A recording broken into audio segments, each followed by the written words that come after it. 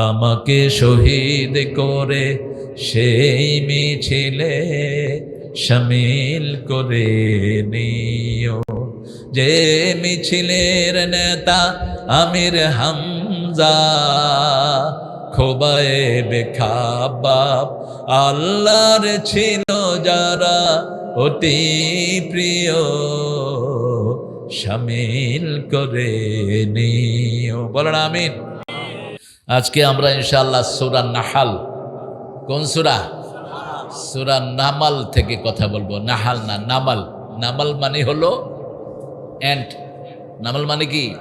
পিঁপড়া। আর নাহাল মানে মৌমাছি। দুটা কাছাকাছি সূরা, দুইটা কাছাকাছি শব্দ, এই জন্য অনেক সময় গড়িয়ে যায়। সূরা নামাল 5টা সূরার প্রতি আল্লাহ বলেছেন সুলাইমান আলাইহিস সালামের মাধ্যমে দয়া করো। কয়টা? 5টা প্রাণীর প্রতি দয়া করো। প্রথম হলো পিঁপড়া। প্রথম কি? পিঁপড়া। পিঁপড়ার নামে একটা সূরা আল্লাহ কোরআন শরীফে তুলে দিয়েছেন। কত গুরুত্বপূর্ণ এই প্রাণীটি দেখেন। পিঁপড়া নেতৃত্ব মানে বাংলাদেশের সবচেয়ে বড় সংকট নেতৃত্বের সংকট, ঠিক না ঠিক? সবচেয়ে বড় সংকট হলো নেতা মানে না। পিঁপড়া থেকে শিক্ষা গ্রহণ করো। পিঁপড়ার মধ্যে যেগুলো বিষাক্ত, এগুলো রাসূল বলেছেন যদি তোমাকে কামড় দেয় তুমিও তারে কামড় দাও। তোমাকে যদি কেউ কামড় দেয় তুমিও তারে কামড় দাও, আস্তে করে মেরে ওকে ফেলে দাও, কিন্তু গড়ে সবাইকে মেরে ফেলো না। 2 নম্বর বলেছেন কবুতরের প্রতি রহম করবা। পৃথিবীর সবচেয়ে সমৃদ্ধ জিপিএস সম্পন্ন প্রাণী হলো কবুতর। এই কবুতর দিয়ে আগে চিঠিপত্র আদান প্রদান হতো। কবুতর এত সার, আপনি কক্সবাজার নিয়ে ছেড়ে দিবেন, কয়েক ঘন্টা উড়ে আপনার বাড়িতে এসে উঠবে কবুতর।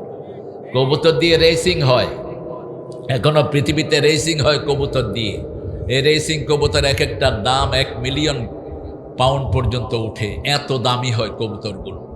3 নম্বর বলেছেন তোমরা রহম করবা বিড়ালের উপর। কার উপর? বিড়াল। কেন? রাসূলের নিজেরও একটা বিড়াল ছিল মাইজা নামে। রাসূল বলেছেন বিড়াল হলো সবচেয়ে ভদ্র প্রাণী। যেই ঘরে বিড়াল থাকে আজকের বিজ্ঞান বলছে ওই ঘরে কোনো জিন ঢুকতে পারে না। যেই ঘরে বিড়াল থাকে বাচ্চাদের শ্বাস প্রশ্বাসের কষ্ট হয় না। বিড়ালের অক্সিজেনের ভিতরে বাচ্চাদের জন্য উপশম আছে। বিড়াল সব সময় মানুষের ঘরকে পাহারা দিয়ে রাখে। আপনি যখন ঘুমান তখন জাগান থাকে কে? কথা বলেন। বিড়াল ঘুরতে থাকে, কি আসে। এত সাহসী, একটা বাঘকে আক্রমণ করতে বিড়াল দ্বিধাবোধ করে না। বাঘ অন্য কোনো প্রাণীকে ভয় পায় না, বিড়ালকে ভয় পায়। বিড়াল যখন এমনি ঘ্যাত করে উঠে, বাঘ উঠে দৌড় মারে। 4 নম্বর বলেছেন তোমরা রহম দিল হও কুকুরের প্রতি। কুকুরকে ঘরে রাখবা না, কুকুরকে চুমা দিবা না। যারা কুকুরকে চুমা দেয় 1 কেরাত সওয়াব কমে যায়। যারা কুকুরকে ঘরে ঢুকায় 1 কেরাত সওয়াব কমে যায়। সাহাবায়ে কেরাম বললেন মা হুয়াল কেরাত? রাসূল সাল্লাল্লাহু আলাইহি ওয়াসাল্লাম বললেন জাবালাতাইন আযীমাতাইন, দুশি বিশাল পাহাড় পরিমাণ সওয়াব তার আমলনামা থেকে চলে যায়। কোন মানুষ মারা গেল, আপনি তার লাশ ধোয়ালেন, 1 কেরাত সওয়াব পেলেন। তাকে দাফন করলেন, 1 কেরাত সওয়াব পেলেন। জানাজা পড়লেন, 1 কেরাত সওয়াব পেলেন। কিন্তু কুকুরকে যদি আজা করে ধরেন 1 কেরাত সওয়াব কমে যায়। 5 নম্বরে বলেছেন চড়ুই পাখির প্রতি রহম করবা। সবচেয়ে বেশি পাখিদের মধ্যে আল্লাহর জিকির বেশি করে কোন পাখি? যতক্ষণ জাগনা থাকে কিচিরমিচির করে ডাকতে থাকে। সূরা নামাল, সূরা নামলটা শুরু হয়েছে আয়াতে মুতাশাবিহাত দিয়ে। তাসিন, তাসিন মিম, এর আগের সূরাটা শুরু হয়েছে তাসিন। এগুলো হরফে মুকাত্তাআত, এগুলোর অর্থ আল্লাহ ছাড়া কেউ বুঝে না। তবে সবগুলো হরফে মুকাত্তাআতের পরেই আল্লাহ রাব্বুল আলামিন কিতাবের প্রশংসা করেছেন। যেমন বলেছেন আলিফ লাম মিম যালিকাল কিতাবু লা রাইবা ফিহ, আলিফ লাম মিম তিলকা আয়াতুল কিতাবিল হাকিম, ইয়াসিনুল কুরআনিল হাকিম, তাহা মা আনজালনা আলাইকাল কুরআনা লিতাশকা। যতগুলো হরফে মুকাত্তাআত ব্যবহার করেছেন এগুলোর অর্থ জানেন কে? আল্লাহ ছাড়া কেউ জানে না। অনেকে ইয়াসিন বলে রাসূলের নাম বুঝায়, তাহা বলে রাসূলের নাম বুঝায়। এগুলো আল্লাহর আয়াতের সরাসরি বিরুদ্ধে। সূরা আল ইমরানে আল্লাহ বলছেন লা ইয়ালামু তা'বীলাহু ইল্লাল্লাহ, এগুলোর অর্থ আল্লাহ ছাড়া কেউ জানে না। যা সবাইরে খাওয়াও। এই খাওয়া দাওয়া যেন কোনো হুজুরে না দেয়। স্টেজে খাওয়া দাওয়া আনা অত্যন্ত গর্হিত। রাসূল কখনো একা খেতেন না, মনে রাখবেন। কোনো জমায়েতে রাসূল একা খেতেন না সাল্লাল্লাহু। তিলকা আয়াতুল কোরআন ও কিতাবিম মুবিন। আল্লাহ রাব্বুল আলামিন বলছেন, তিলকা ব্যবহার করলেন দূরের জন্য, ওটা স্পষ্ট আয়াত। নামাজ পড়ি স্পষ্ট আয়াত, রোজা রাখি স্পষ্ট আয়াত, আল্লাহ রানের পক্ষে কথা বলবো স্পষ্ট আয়াত, ঠিক না বা ঠিক? সূরা মায়েদাতে আল্লাহ তিনবার তিনটা ডাইমেনশনে বলছেন, মাল্লাম ইয়াহকুম বিমা আনজালাল্লাহু ফাউলাইকা হুমুল ফাসিকুন ফাউলাইকা হুমুল কাফিরুন ফাউলাইকা হুমুজ যালিমুন। যারা আল্লাহর বিধান দিয়ে দেশ চালায় না, পরিবার চালায় না, রাষ্ট্র চালায় না, স্কুল চালায় না, তারা কাফের, তারা জালেম, তারা ফাসিক। আমরা আল্লাহর হুকুম দিয়ে চালাবো। সবগুলো স্পষ্ট আয়াতুল কোরআন, এগুলো কোরআনের আয়াত। কোরআনের কয় হাজার আয়াত আছে বলেন তো? ৬,০০০,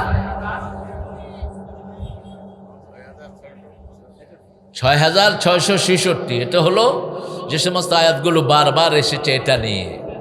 কিন্তু নর্মালি ওই আয়াতগুলো ছাড়া আরো কম, ৬,০০০ কত ৩৩৪। এটা হলো কারেক্ট। তো ৬,৬৬৬। প্রত্যেকটি আয়াতি এক একটা কিতাব, প্রত্যেকটা আয়াতি এক একটা কোরআন। আল্লাহ রাব্বুল আলামিন কিয়ামতের ময়দানে কোরআনকে আমাদের বন্ধু বানিয়ে দিবেন। কোরআন যদি সুপারিশ না করেন, নবীও সুপারিশ করবেন না। কোরআন সুপারিশ করলে রমজান সুপারিশ করবে, কোরআন সুপারিশ করলে নবী আলাইহিস সালাম সুপারিশ করবে। আল কোরআন আর রমাদান ইয়াশফাআন। রাসূল বললেন দুইটা জিনিস আগে সুপারিশ করবে, কোরআন এবং রমজান। কোরআন যদি কাউকে না চিনে, রমজানও তাকে চিনবে না, রাসূলও তাকে চিনবে না। কারণ রাসূল আমাদের মাঝে এখন নেই। এখন আমাদের মাঝে কি আছে? আরো জোরে বলেন। আপনারা দেখছেন এখানে চুপচাপ বসে আছেন, আসলে কোরআনের জিহ্বা আছে। শুধু একটা আয়াতের রাসূল বলেছেন লিসানাত, দুইটা জিহ্বা। আয়াতুল কুরসির দুইটা জিহ্বা। আয়াতুল কুরসির ভিতরে আল্লাহর 8টা ক্ষমতা।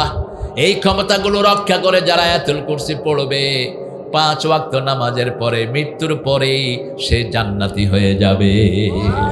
রাসূল বলেছেন মৃত্যু ছাড়া জান্নাতে যাওয়ার জন্য তার জন্য আর কোনো বাধা নাই।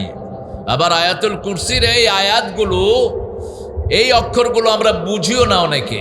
যেমন অনেকে আয়াতুল কুরসি পড়ে কিন্তু মাজারে সেজদা দেয়, আয়াতুল কুরসি পড়ে ফকিরের কাছে চায়, আয়াতুল কুরসি পড়ে মানুষের আইনে দেশ চালায়, আয়াতুল কুরসি পড়ে 5 ওয়াক্ত নামাজ পড়ে না। এরকম লোক আছে না নাই? হাজার হাজার লোক। যেমন পার্লামেন্টের ভিতরে এখন জামাতে নামাজ হয়, ইমাম হয় কি বলেন তো? ইমাম কে? ইমাম দেখি ম্যাক্সিমাম সময় মুজিবুর রহমান চাচা হন। ইনি ছিলেন আহলে হাদিস যুব সংঘের সভাপতি, সেখান থেকে এসেছেন জামাতে ইসলামীতে। তিনি গোদাগাড়ির এমপি, এর আগেও এমপি ছিলেন। অত্যন্ত পণ্ডিত একজন মানুষ। ওনার বইগুলো পড়লে আপনার হতবাক হয়ে যাবেন। একজন বড় আলেমও এরকম বই লিখতে পারে না যে বইগুলো উনি লিখেছেন। ইসলাম কারোর জন্য নির্দিষ্ট না। ইসলামের জ্ঞান যার কাছেই থাকবে সেই ইসলামের নেতৃত্ব দিতে পারবে, ঠিক না? ঠিক। তিলকা আয়াতুল কোরআন ও কিতাবিম মুবিন। স্পষ্ট কিতাব, যা আমল করি সবটাই কিতাব।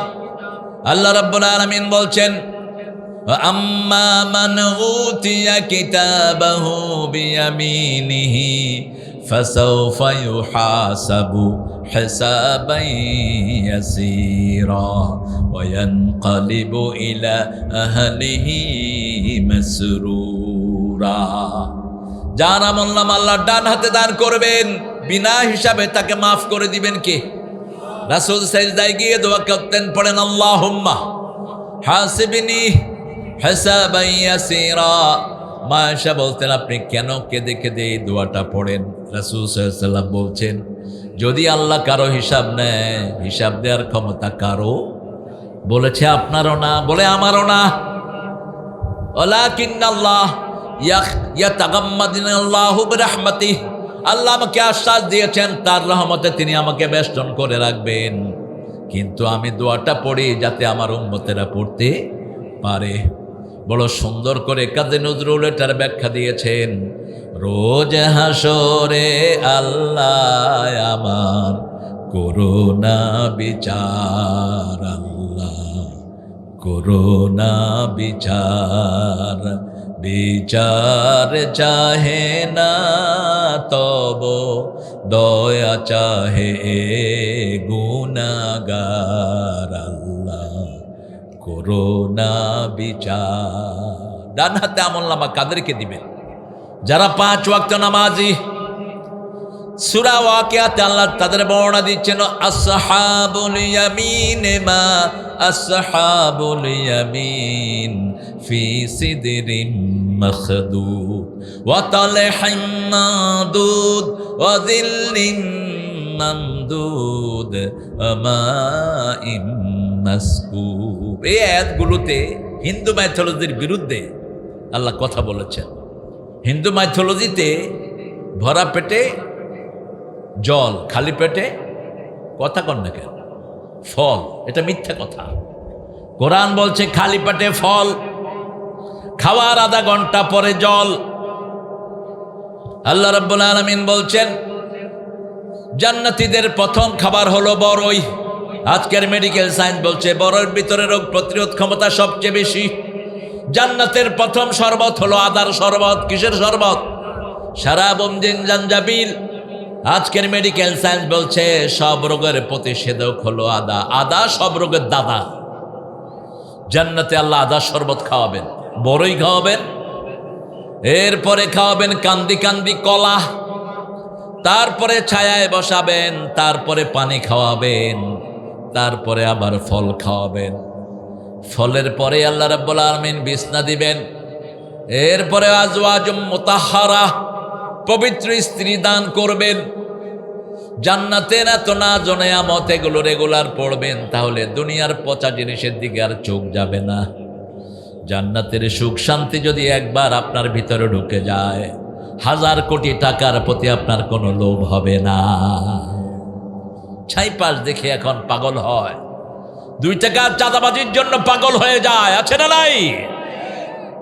কি সর্বনাশ! অটোওয়ালা অটো চালায়, তার থেকেও চাঁদা খায়। আপনাদের এখানে এখন খায় না?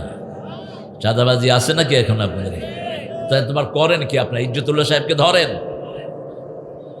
এমপি সাহেব চাঁদাবাজি বন্ধ করেন, তা না হলে গুনাহ সব আপনার আমলনামায় উঠবে। একটা চাঁদাবাজি হতে পারবে না, নিরন্ন মানুষ শান্তিতে ঘুমাবে।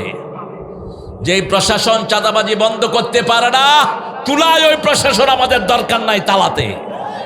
ঠিক না ঠিক? অল্প পয়সার মানুষ কত কষ্ট করে ইনকাম করে, আর তুমি এসে কেবে আমার 200 টাকা দেন, 300 টাকা দেন, মামুর বাড়ির আবদার। ওমর ফারুক রাদিয়াল্লাহু আনহু, ওনার যিনি ট্রেজারিতে ছিলেন, বাইতুল মাল দায়িত্বে ছিলেন, তিনাকে বললেন আমাকে 1 মাসের বেতনটা অগ্রিম দেন। তিনি বললেন ওমর, আপনি আমিরুল মুমিনিন, আপনি চাইলে আমাকে দিতে হবে। একটা কাগজ দিলেন, এটাতে আপনি লিখে দেন আপনি আগামী 1 মাস বাঁচবেন, আগামী 1 মাসের ভিতরে আপনার মৃত্যু আসবে না, এটা লিখিত দেন। ওমর ফারুক বলছে আমি এটা লিখিত দিতে পারবো না। এখন যিনি অর্থের দায়িত্বে ছিলেন তিনিও বললেন আমিও আপনাকে লোন দিতে পারবো। কি স্বাধীনতা ইসলামের! সুবহানাল্লাহ বলতে ইচ্ছা করে না? কি স্বাধীনতা! এরা তো এমনি জান্নাতের সুসংবাদ পান নেই। এই ওমর ফারুক রাদিয়াল্লাহু আনহু, এই যে সামনে কোরবানির ঈদ আসছে, মন্ত্রী সাহেবেরা শপথ নিয়ে নিয়ে সিরমে বসে আছো, পিটার চোটে তোর জান বেরিয়ে যাবে। তোর ওই পিটার আওয়াজ যদি কোনো মানুষ, কোনো প্রাণী শুনতো, পাগল হয়ে যেত পৃথিবীতে। একজন এমপি, একজন মন্ত্রী, একজন চেয়ারম্যান, মেম্বার, 10 জন লোক যার আন্ডারে থাকে, এই 10টা লোকের কাছ থেকে আল্লাহ শুনবেন তার সাথে কি আচরণ হয়েছে। যদি একজন বলে আমার সাথে ভালো আচরণ করেন, ওই নেতার ওখানে অবস্থা খারাপ। ওমর ফারুকের মতো নেতা 1000বার জান্নাতের সুসংবাদ পেয়েছেন। মেরাজে রাসূল গিয়ে দেখলেন একটা সুন্দর বাড়ি। জিবরাইল আমিন আলাইহিস সালামকে জিজ্ঞেস করলেন বাড়িটা কার জন্য? জিবরাইল আমিন আলাইহিস সালাম বললেন এই বাড়িটা ওমরের জন্য আল্লাহ বানিয়ে রেখেছেন। কোন মর? আমাদের নজরুল বলছেন, অর্ধ পৃথিবী করেছ শাসন, ধুলার তক্তে বসে, খেজুর পাতার প্রাসাদ তোমার বারবার গিয়েছে খসে। অর্ধ পৃথিবীর শাসক কিন্তু গায়ে ছেঁড়া জামা। ঈদগাতে নামাজে দাঁড়ালেন, জুমার নামাজে লম্বা জামা নিয়ে। একজন চাষি ধরে ফেলেছে বস।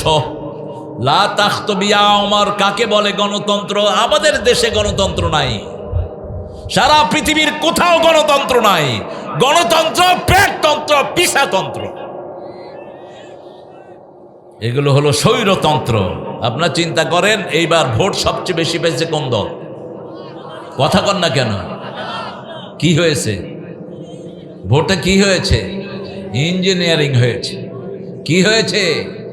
ইঞ্জিনিয়ারিং হয়েছে। যিনারা ইঞ্জিনিয়ারিং করেছেন ওনারা মুসলমান দাবি করেন, ওনারাও নামাজ পড়েন। মোর এলো তুই, তোর ইঞ্জিনিয়ারিং ছুটাবে ফেরেশতারা।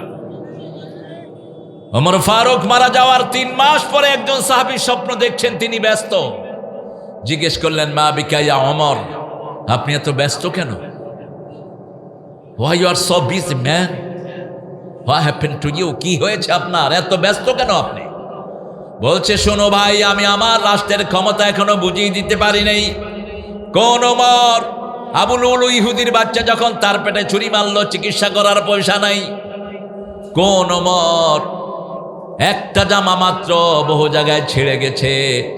মসজিদে একটি শখ টেনে ধরেছে, জামা টেনে ধরেছে, তোমার জামা এত লম্বা হলো কেন? আমি তো রেশনের কাপড় পেয়েছি, আমার জামাটা এত লম্বা হয়নি। বসে পড়লেন। তিনি বললেন, আজাবা ইবনি মিন্নি, আমার ছেলে আমার পক্ষ থেকে জবাব দে। কম ইয়া আব্দুল্লাহ ইবনে আমর, বলো, দাঁড়াও, তুমি বলো, উত্তর দাও। আব্দুল্লাহ ইবনে আমর উত্তর দিলেন, আমার আব্বা 2টা কাপড় নেয় নাই, আব্বাও একটা কাপড় পেয়েছে, আমার কাপড়টা আমি আব্বাকে দিয়ে দিয়েছি, 2টা কাপড় মিলে আব্বার জামাটা লম্বা হয়েছে। চাষি কেঁদে ফেললেন আর বললেন, আকরামাকাল্লাহ কামা আকরামতানি ইয়া আমিরাল মুমিনিন, হে আমিরুল মুমিনিন, আপনি আমাকে যে সম্মান দিয়েছেন, আল্লাহ যেন আপনার সম্মান আরো বাড়ায়া দেয়। ঈদের বাজার, তিনি ঘরে নাই, মুখ বেঁধে তিনি বাজারে বাজারে হাঁটছেন। কে ছাগলের দাম বাড়াচ্ছে, কে ওটের দাম বাড়াচ্ছে, বাজার কি অবস্থায় আছে। এখন পেট্রোল পাচ্ছে না মানুষ, পেট্রোল কিছু কিছু জায়গায় চোরা লাইনে বিক্রি হয়। মোটরসাইকেলাররা পেট্রোল প্রতি লিটার 300 টাকায়ও কিনছে। কথা কন না কেন? হঠাৎ করে তেলের তো আকাল পড়লো কেন? তেল তো বাহির থেকে আসে না, বাংলাদেশের তেল, পেট্রোল আর অকটেন বাংলাদেশ থেকে আসে, রিফাইন হয় বাংলাদেশে, ডিজেলটা আসে বাহির থেকে। ডিজেলের কোনো সমস্যা নাই। গ্যাসের দাম বাড়িয়েছ কেন? প্রতি লিটারে 20 টাকা করে বাড়িয়েছ কেন এলপিতে? কোন মরা লাগছে? গ্যাস তো বাংলাদেশের গ্যাস। বাংলাদেশ থেকে গ্যাস নিয়ে ভারতে বেচে 600 টাকা, 600 রুপি। আর সেই এলপি সিলিন্ডার বাংলাদেশে এখন আমরা কত দিয়ে কিনি? 2100 টাকা।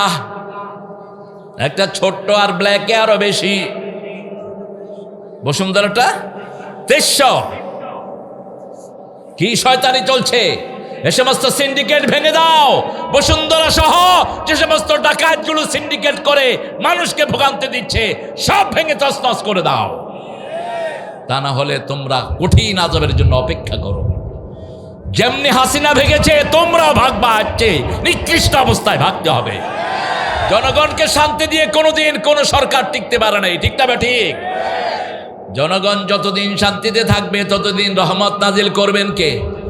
একটা মোটরসাইকেলের সুন্দর ছেলে মোটরসাইকেল দেখে 6 ঘন্টা ওই পেট্রোল পাম্পে ঘুমাচ্ছে, একটু 2 লিটার তেলের জন্য। চোখে দেখো না এগুলো? আর তোমার ওই জ্বালানি মন্ত্রী, উনি পার্লামেন্টে বসে বসে বলছেন, আমাদের তেলের কোনো সংকটই নেই।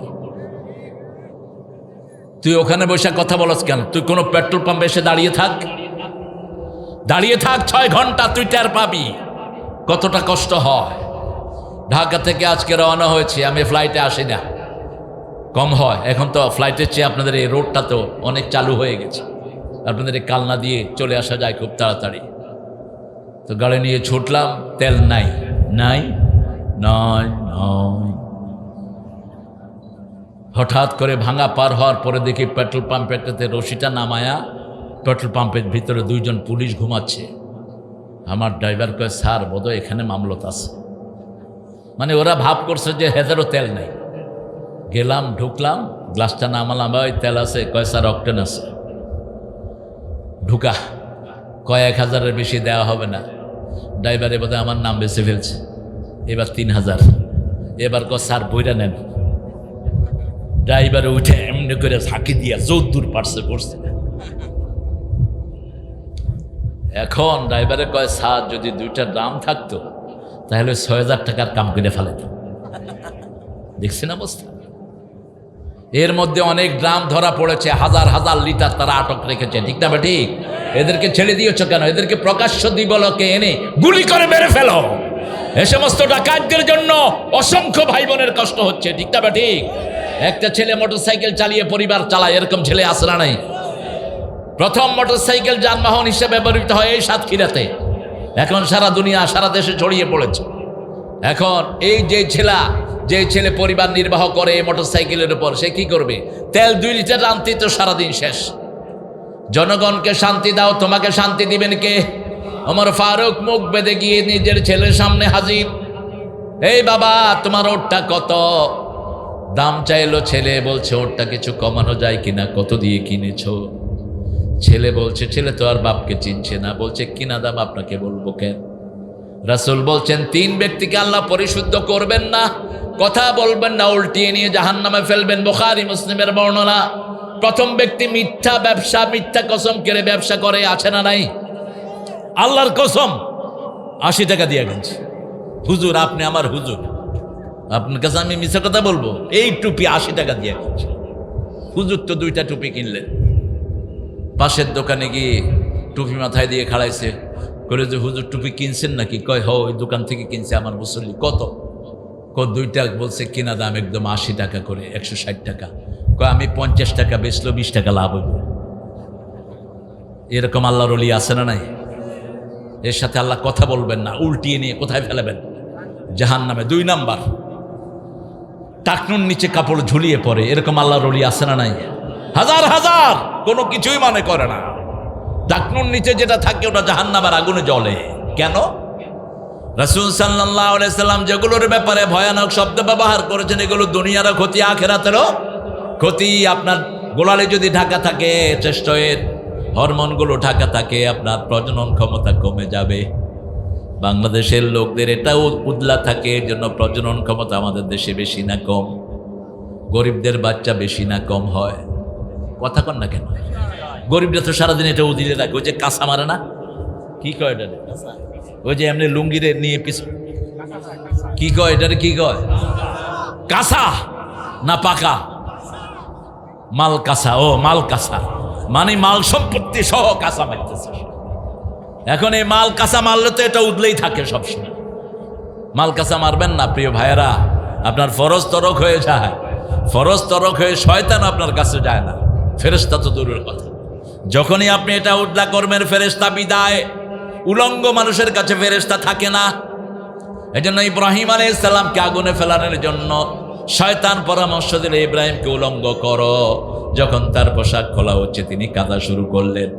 আল্লাহ বলেন, ইব্রাহিম কেঁদো না, জান্নাতের পোশাক আমি তোমাদের জন্য পাঠিয়ে দিচ্ছি। কেঁদো না ইব্রাহিম, কিয়ামতের ময়দানে প্রথম আমি কি তোমাকে পোশাক পরাবো। সেই পোশাক তিনি দিলেন ইসহাক আলাইহিস সালামকে, ইসহাক দিলেন ইয়াকুব আলাইহিস সালামকে, ইয়াকুব আলাইহিস সালাম দিলেন ইউসুফ আলাইহিস সালামকে। সেই পোশাক ইয়াকুবের চোখে দেওয়ার সাথে সাথে ওনার চোখ ফিরিয়ে দিয়েছেন কে? ওই পোশাক ঈসা আলাইহিস সালাম পর্যন্ত এসেছে। ওই পোশাকই তালাশ করছে ইহুদির বাচ্চারা, কিন্তু সেটা পাবে মুসলমান। সেটা নিয়ে নাজিল হবেন ঈসা আলাইহিস সালাম আসমান থেকে। তিনি সিরিয়ার মসজিদে অবতরণ করবেন ফজরের নামাজের সময়। ইমাম মেহেদী তখন নামাজের ইমামতিতে দাঁড়াবেন। 2 জন ফেরেশতার ঘাড়ে করে ভর করে তিনি নেমে আসবেন। লম্বা কাঁধ পর্যন্ত চুল ঝুলানো থাকবে, as if he has done the shower। মনে হবে তিনি এইমাত্র গোসল করে এসেছেন, মাথা থেকে টপ টপ করে পানি পড়তে থাকবে। মেহেদী আলাইহিস সালাম বলবেন, আপনি ইমামতি করেন। তিনি বলবেন, তোমরা ইমাম নবীর ইমাম উম্মত, তোমাদের পিছনে নামাজ পড়ার জন্য আমি দুনিয়াতে এসেছি। আরো আসতে সুবহানাল্লাহ। অলৌকিক শক্তি নিয়ে তিনি আসবেন। যতদূর তাকাবেন দৃষ্টি যাবে, যতদূর নিঃশ্বাস যাবে ততদূর। তার নিঃশ্বাসে যত কাফের পড়বে, সব গলে শেষ হয়ে যাবে। যখনই ঈসা আলাইহিস সালাম আসবে, সারা দুনিয়ার খ্রিস্টানেরা পড়বে লা ইলাহা লা ইলাহা ইল্লাল্লাহু মুহাম্মাদুর রাসূলুল্লাহ সাল্লাল্লাহু। ছেলেকে জিজ্ঞেস করলো, যখন ছেলে বলল কেনাদা বলবো না, এবার তিনি মুখের কাপড় নামালেন, বলছে আব্বা। তিনি বলছেন হ্যাঁ আমি তোমার আব্বা। তুই উটের ব্যবসায়ী হলি কবে? বলছে আব্বা ব্যবসায়ী না, আমি একটা চিকন ওট কিনেছি, আপনি যেখানে বসেন ওটার পিছনে খাইয়েছি, খেয়ে এখন ঈদের বাজারে নিয়ে আসছে। ওমর ফারুক বললেন বেচবা, বেচার পরে যেই দামে কিনেছ সেই দাম পকেটে নিবা, বাকি লাভের পয়সাটা রাষ্ট্রীয় খাজিনায় জমা দিয়ে দিও। কারণ আমি যেখানে বসে সেখানে যেই মাঠ, ওই মাঠের মালিক আমি নই, মাঠের মালিক জনগণ। সুবহানাল্লাহ। মাঠের মালিক কারা? জনগণ। সরকারি গাড়ি পরিবার চলে, সরকারি তেল পরিবার চলে, এরকম ঘটনা আছে না নাই?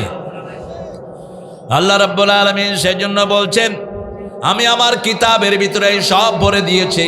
সূরা নামের 31 নম্বর আয়াত, আলজামনাহু তায়রাহু ফি উনুকিহ। প্রত্যেকটা মানুষ যে যা কামাই করবে অন্যায়ভাবে সব তার ঘাড়ে উঠিয়ে দিবেন আল্লাহ রাব্বুল আলামিন। এই সাতক্ষীরাতে কত টাকা লুট হয়েছে তার কোনো হিসাব নাই। গাবুরাতে কত টাকা মেরে খেয়েছে নেতারা, তার কোনো হিসাব নাই। গাবুরার জন্য কত কোটি কোটি টাকা বরাদ্দ হয়েছে। কারণ কি? গাবুরা খুবই পটেনশিয়াল একটা এলাকা। আপনারা গিয়েছেন কিনা আমি জানি না। গাবুরা পানিতে ডুবে যায়, গাবুরাকে বাদ দেওয়ার জন্য হাজার হাজার কোটি টাকা বরাদ্দ হয়েছে। আপনাদের এই সাতক্ষীরার মুন্সিরহাটের পর থেকে এ সমস্ত এলাকার জন্য বরাদ্দ হয়েছে হাজার কোটি টাকা, কিন্তু তার কোনো রেজাল্ট আমরা পাইনি। সব কোথায় গেছে? আপনারা বলেন তো, এই যে বিএনপির যে মন্ত্রীরা হয়েছেন এর ভিতরে ঋণ খেলাপি আছে না নাই? কয় হাজার কোটি? ৩৫০০ কোটি শুধু ঋণ খেলাপি নেতাগুলো। এর মধ্যে একটা হিসাব কালকে দিয়েছে একটা টেলিভিশন ২১ টিভি, যে এই কয়দিনে তারেক যে কয়দিনে দায়িত্ব নিয়েছেন প্রধানমন্ত্রীর, এই কয়দিনে ব্যাংক থেকে ৫১,০০০ কোটি টাকা তারা লোন নিয়েছে।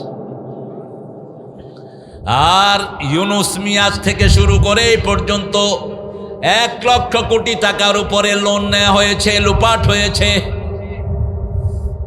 দেশ কিভাবে চলবে? আলজামনাহু তায়রাহু ফি উনুকিহ। প্রত্যেক মানুষের গলার ভিতরে তার আমলনামা পেঁচিয়ে দিবেন কে? আবার সূরা আনামে আল্লাহ বলছেন ৩১ নম্বর আয়াত, আল্লাহ রাব্বুল আলামিন বলছেন যত আমল তুমি করবা, যা কিছু খারাপ তুমি অর্জন করেছো, সব তোমার আমলনামা তোমার ঘাড়ের মধ্যে তুলে দিবেন কে? মানুষের ছোট্ট ঘাড়ে কিভাবে এত মাল আটবে? রাসূল সাল্লাল্লাহু আলাইহি সাল্লাম বললেন এক এক জাহান্নামীর ঘাড় উহুদ পাহাড়ের চেয়ে লম্বা করে দেওয়া হবে।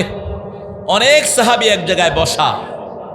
রাসূল বললেন এখান থেকে একজন জাহান্নামী হবে। কোথায় যাবে? জাহান্নামে। আবু হুরায়রা দেখলেন হাদিসটা, তিনি বর্ণনা করছেন, তিনি বললেন আমি সবাইকে চিনি। একে একে অনেকজন চলে গেলেন। আমি চিন্তা করলাম রাসূল সাল্লাল্লাহু আলাইহি ওয়াসাল্লাম কার ব্যাপারে এই কথাটা বললেন, এবং যে মারা যাবে তার দাঁত এক একটা উহুদ পাহাড়ের মতো হবে। উহুদ পাহাড় কতটুকু? ১০ মাইল লম্বা, ২.৫ মাইল চওড়া। এখন রাসূল সাল্লাল্লাহু আলাইহি ওয়াসাল্লাম কার ব্যাপারে এটা বলেন? রাসূলও চলে গেলেন দুনিয়া থেকে। রাজ্জাল নামে এক লোক সেখানে বসা ছিলেন, তিনি সাহাবী ছিলেন। রাসূলের মৃত্যুর আখ্যান দিয়ে তিনি মুরতাদ হয়ে যায়। তিনি মুসাইলামা কাজ্জাবকে মেনে নেয়, মিথ্যা নবুয়তের দাবিদার। ওই মুসাইলামা কাজ্জাবকে মেনে নেয়, সে ইসলাম বিরোধী হয়, ইসলাম থেকে খারিজ হয়ে যায়। রাসূল সাল্লাল্লাহু আলাইহি ওয়াসাল্লাম কোনো কথাই নিজের মন থেকে বলেন না। ইয়াহমিলুনা আওজারহুম আলা যুহুরিহিম। সূরা নামের ৩১ নম্বর আয়াতে আল্লাহ বলছেন যা কিছু তোমরা অবৈধ কামাই করবা সব ঘাড়ের মধ্যে তুলে দিবেন কে? কিতাবিম মুবিন হুদা ওয়া বুশরা লিল মুমিনিন। এই কোরআনটা হেদায়েত হলো মুমিনদের জন্য। কোন মুমিন? হুদান লিল মুত্তাকিন, মুত্তাকিদের জন্য হেদায়েত। এখন মুত্তাকি কারা? মুত্তাকি হওয়ার কর্মসূচি একটা দল বাংলাদেশে পালন করে, ঠিক না ঠিক? কোন পীরের কাছে এই কর্মসূচি নাই। কোন পীরের মুরিদরা রিপোর্ট মেনটেন করে না, কোন পীরের মুরিদরা নামাজ পড়েছে কি পড়ে নাই পীর সাহেব এই খবর রাখে না। কথা কন না কেন? কিন্তু একটা দলের ভিতরে চুলচেরা বিশ্লেষণ হয়। কোন দল? কোন দল? আপনি রোকন হতে চান? আপনার 154 ওয়াক্ত যদি জামাতে না হয়, আপনার রোকন না উকুন থাকবেন, উকুন। রোকন না খোকন থাকবেন। আর প্রতি মাসে যদি আপনার 40-এর নিচে কমে আসে, আপনার নেতাগিরি শেষ। কেন এটার ব্যাপারে এত কঠোর? সাহাবায়ে কেরাম যখনই কোনো সাহাবীকে মসজিদে দেখতেন না, অথবা রাসূল মসজিদে দেখতেন না, ফজর এবং এশায় যদি না দেখতেন, সবাই মনে করতেন এ মুনাফিক হয়ে গেছে। আসকালুস সালাত লিল মুনাফিকিন আল ফজর ওয়াল আশা। আর রাসূল বলছেন মান সাল্লাল বারদাইন দাখালাল জান্নাহ, দুই ঠান্ডার নামাজ যে পড়বে সে জান্নাতি হয়ে যাবে।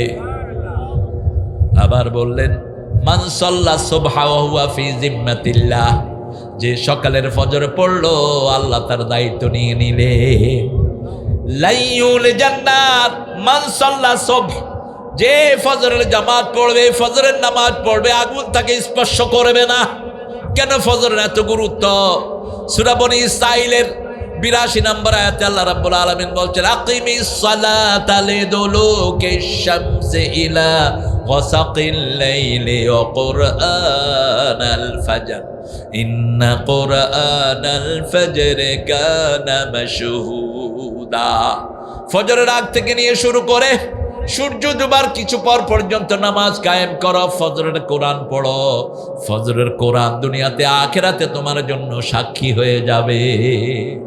আজকের মেডিকেল সায়েন্স বলছে যারা ফজরের সময় ওঠে তাদের কোনো বড় রোগ হয় না, কোনো ভারী রোগ তাদেরকে আক্রমণ করতে পারে না। দেবী শেঠি ভারতের সবচেয়ে বড় হার্টের ডাক্তার, তাকে ধরা হয়, তাকে হিন্দু ভাইরা ভগবান বলে ডাকে। এই দেবী শেঠি বলছে if you want to have good health rise before sunrise. তুমি যদি ভালো স্বাস্থ্য চাও সূর্য ওঠার আগে ঘুম থেকে উঠো। এটা 1400 বছর আগে বলেছেন রাহমাতাল লিল। আজকের মেডিকেল সায়েন্স বের করেছে রাত এশার পর পর যারা শুয়ে পড়ে তাদের ব্রেনে একটা রস আল্লাহ রাব্বুল আলামিন সার্কুলেট করে দেয়। বাতিগুলো বন্ধ থাকলে ওই রস যার মাথায় সার্কুলেট হয় তার আর জীবনে ক্যান্সার হয় না। এই জন্য গ্রামে ক্যান্সার কম, শহরে ক্যান্সার বেশি। ফজরের সময়, ফজরের আগে 3টায় উঠবেন, এশার পরে শুয়ে আপনার শরীর ভালো থাকবে, কিডনি ভালো থাকবে, হার্ট ভালো থাকবে। আজকের মেডিকেল সায়েন্স বলছে রাত 10টার পরে যে ঘুমায় তার হার্ট অ্যাটাকের সংখ্যা হলো 50%। 11টায় যে ঘুমায় তার হার্ট অ্যাটাকের রেশিও হলো 60%। 12টায় যে ঘুমায় 75%। 1টার পরে যে ঘুমায় 100% হার্ট অ্যাটাকের সম্ভাবনা থাকে তার। 1400 বছর আগে রাসূল বলছেন কানা ইয়াকরাহুন নাম ক্বাবলা আল-ইশা ওয়াল হাদিসা বাদা। বুখারীর বর্ণনা, তিনি এশার আগে ঘুম পছন্দ করতেন, এশার পরে কথা পছন্দ করতেন। কিন্তু এমনই আমাদের কপাল, এশার পরেই প্রধান হুজুর করে দিয়ে দেয়। আমি আল্লামা সাইদি রাহমাহুল্লাহর কথা খুব স্মরণ করি। কোনো দিন এশার পরে উঠতেন না, ঠিক মাগরিবের পরে অথবা মাগরিবের সাথে সাথে এসে কেউ একজন বর্ণনা করতেন, তিনি উঠে যেতেন, এরপরে এশা পড়ে তারপরে মাহফিল থেকে বিদায় হতেন। এই সুন্নাত আমরাও ইনশাল্লাহ করব, আমি চেষ্টা করছি। দিনে মাহফিল করতেন সব নবী আলাইহিস সালাম। আপনারা কষ্ট পাচ্ছেন অবশ্য, আমি আসি কিন্তু আগে, আল্লামা সাইদিও যেতেন আগে। এই সাতক্ষীরা দিয়েই তিনি লাইমলাইটে উঠেছেন। এই সাতক্ষীরার কত জায়গাতে বাইসাইকেল দিয়ে প্রোগ্রাম করেছেন আল্লামা সাইদি। আল্লাহ যেন তার কবরটাকে জান্নাতুল ফেরদাউস বানিয়ে দেয়। আরো চিৎকার করে বলেন আমিন। আমি বারবার বলি বিএমপি আপনারা কত কোরবানি দিয়েছেন, আপনারা এগুলো স্মরণ করেন। এগুলো আপনাদের এখানের যিনি এমপি ছিলেন আগে, হাবিব ভাই, কত কোরবানি দেয়া, মৃত্যু পরোয়ানা পর্যন্ত জারি হয়েছে তার বিরুদ্ধে। যেমন ইজ্জতুল্লাহ ভাইয়েরা কোরবানি দিয়েছেন, সাতক্ষীরার জামাত ইসলামীর লোকেরা, তেমনি বিএমপির লোকেরা কোরবানি দিয়েছে, ঠিক না ঠিক? কিন্তু এখন কি হলো? এখন কোন দিকে যাচ্ছেন আপনারা? জুলাই সনদকে অস্বীকার কেমনে করেন? অস্বীকার করলে তো তারেকের দেশে এসে অস্বীকার হয়ে যায়, আপনাদের মন্ত্রিত্ব পাওয়া অস্বীকার হয়ে যায়। একজন মন্ত্রী হইতে পারতি না যদি জুলাই না হতো, ঠিক না ঠিক? জুলাই না হলে তো নির্বাচনই হতো না। 17 বছরে বালুর ট্রাক একটা পর্যন্ত চেঞ্জ করতে পারলেন না। কি কষ্ট আমরা করেছি। জামাতের এতগুলো লোককে ফাঁসি দেওয়া হয়েছে, সালাউদ্দিন কাদেরের মতো লোককে ফাঁসি দেওয়া হয়েছে, আমরা কিছুই করতে পারি নাই। এই শিশুরা যখন হাত দিল, আমাদের শিশুগুলো এমনি দেখা যায় খুব বেশি বুদ্ধি শুদ্ধি নেই, কিন্তু ভিতরে জিনিস আছে। এই যে দেখেন না বসে রয়েছে, মাথা কি হাসিনা, তুই নামবি না, তোর বাপের কবর থেকে উঠে 3 দিনের আলটিমেটামে দেশ সাইজ, ঠিক না ঠিক? হায় হায়, যেদিন গণভবনে ঢুকে আমিও সেই মিছিলে কেমনি কুনহান দিয়া গিয়া টপকায়া ভিতরে ঢুইকা সাধু উঠে পড়েছে। হাসিনা 3 বাহিনীর শেঠকে নিয়ে বসছেন। এই যে ওয়াকার বলছে তাড়াতাড়ি ভাগেন, মাথা ঠান্ডা রাখেন। ঢুকলো পোলাপান, 10:30টায় ওনারা বেরোইছে, 11টায় পোলাপান ঢুকে বসে আছে। গিয়ে দেখে যে খাওয়া দাওয়া রেডি, খাইতেছে। আর কইছে মজা তো। পোলাপানে ইচ্ছা মতো খাইলো, আর প্রথম কাজ করলো পোলাপান দলবদ্ধভাবে সেখানে আল্লাহকে সেজদা দিয়েছে। আমরা এই সেজদার উপরেই থাকবো, ঠিক না ঠিক? আমরা আগামীর পার্লামেন্ট দেখতে চাই কোরআনের পার্লামেন্ট। তারেক, তুমি নিজে নামাজি, তোমার আব্বা ছিলেন নামাজি, তিনার আদর্শ ছিল সব সময় তিনি ভাঙা সুটকেস নিয়ে চলতেন, ভিতরে একটা জায়নামাজ রাখতেন, নামাজের সময় হলে নামাজে দাঁড়াতেন। অসম্ভব পরিশ্রমী ছিল জিয়াউর রহমান।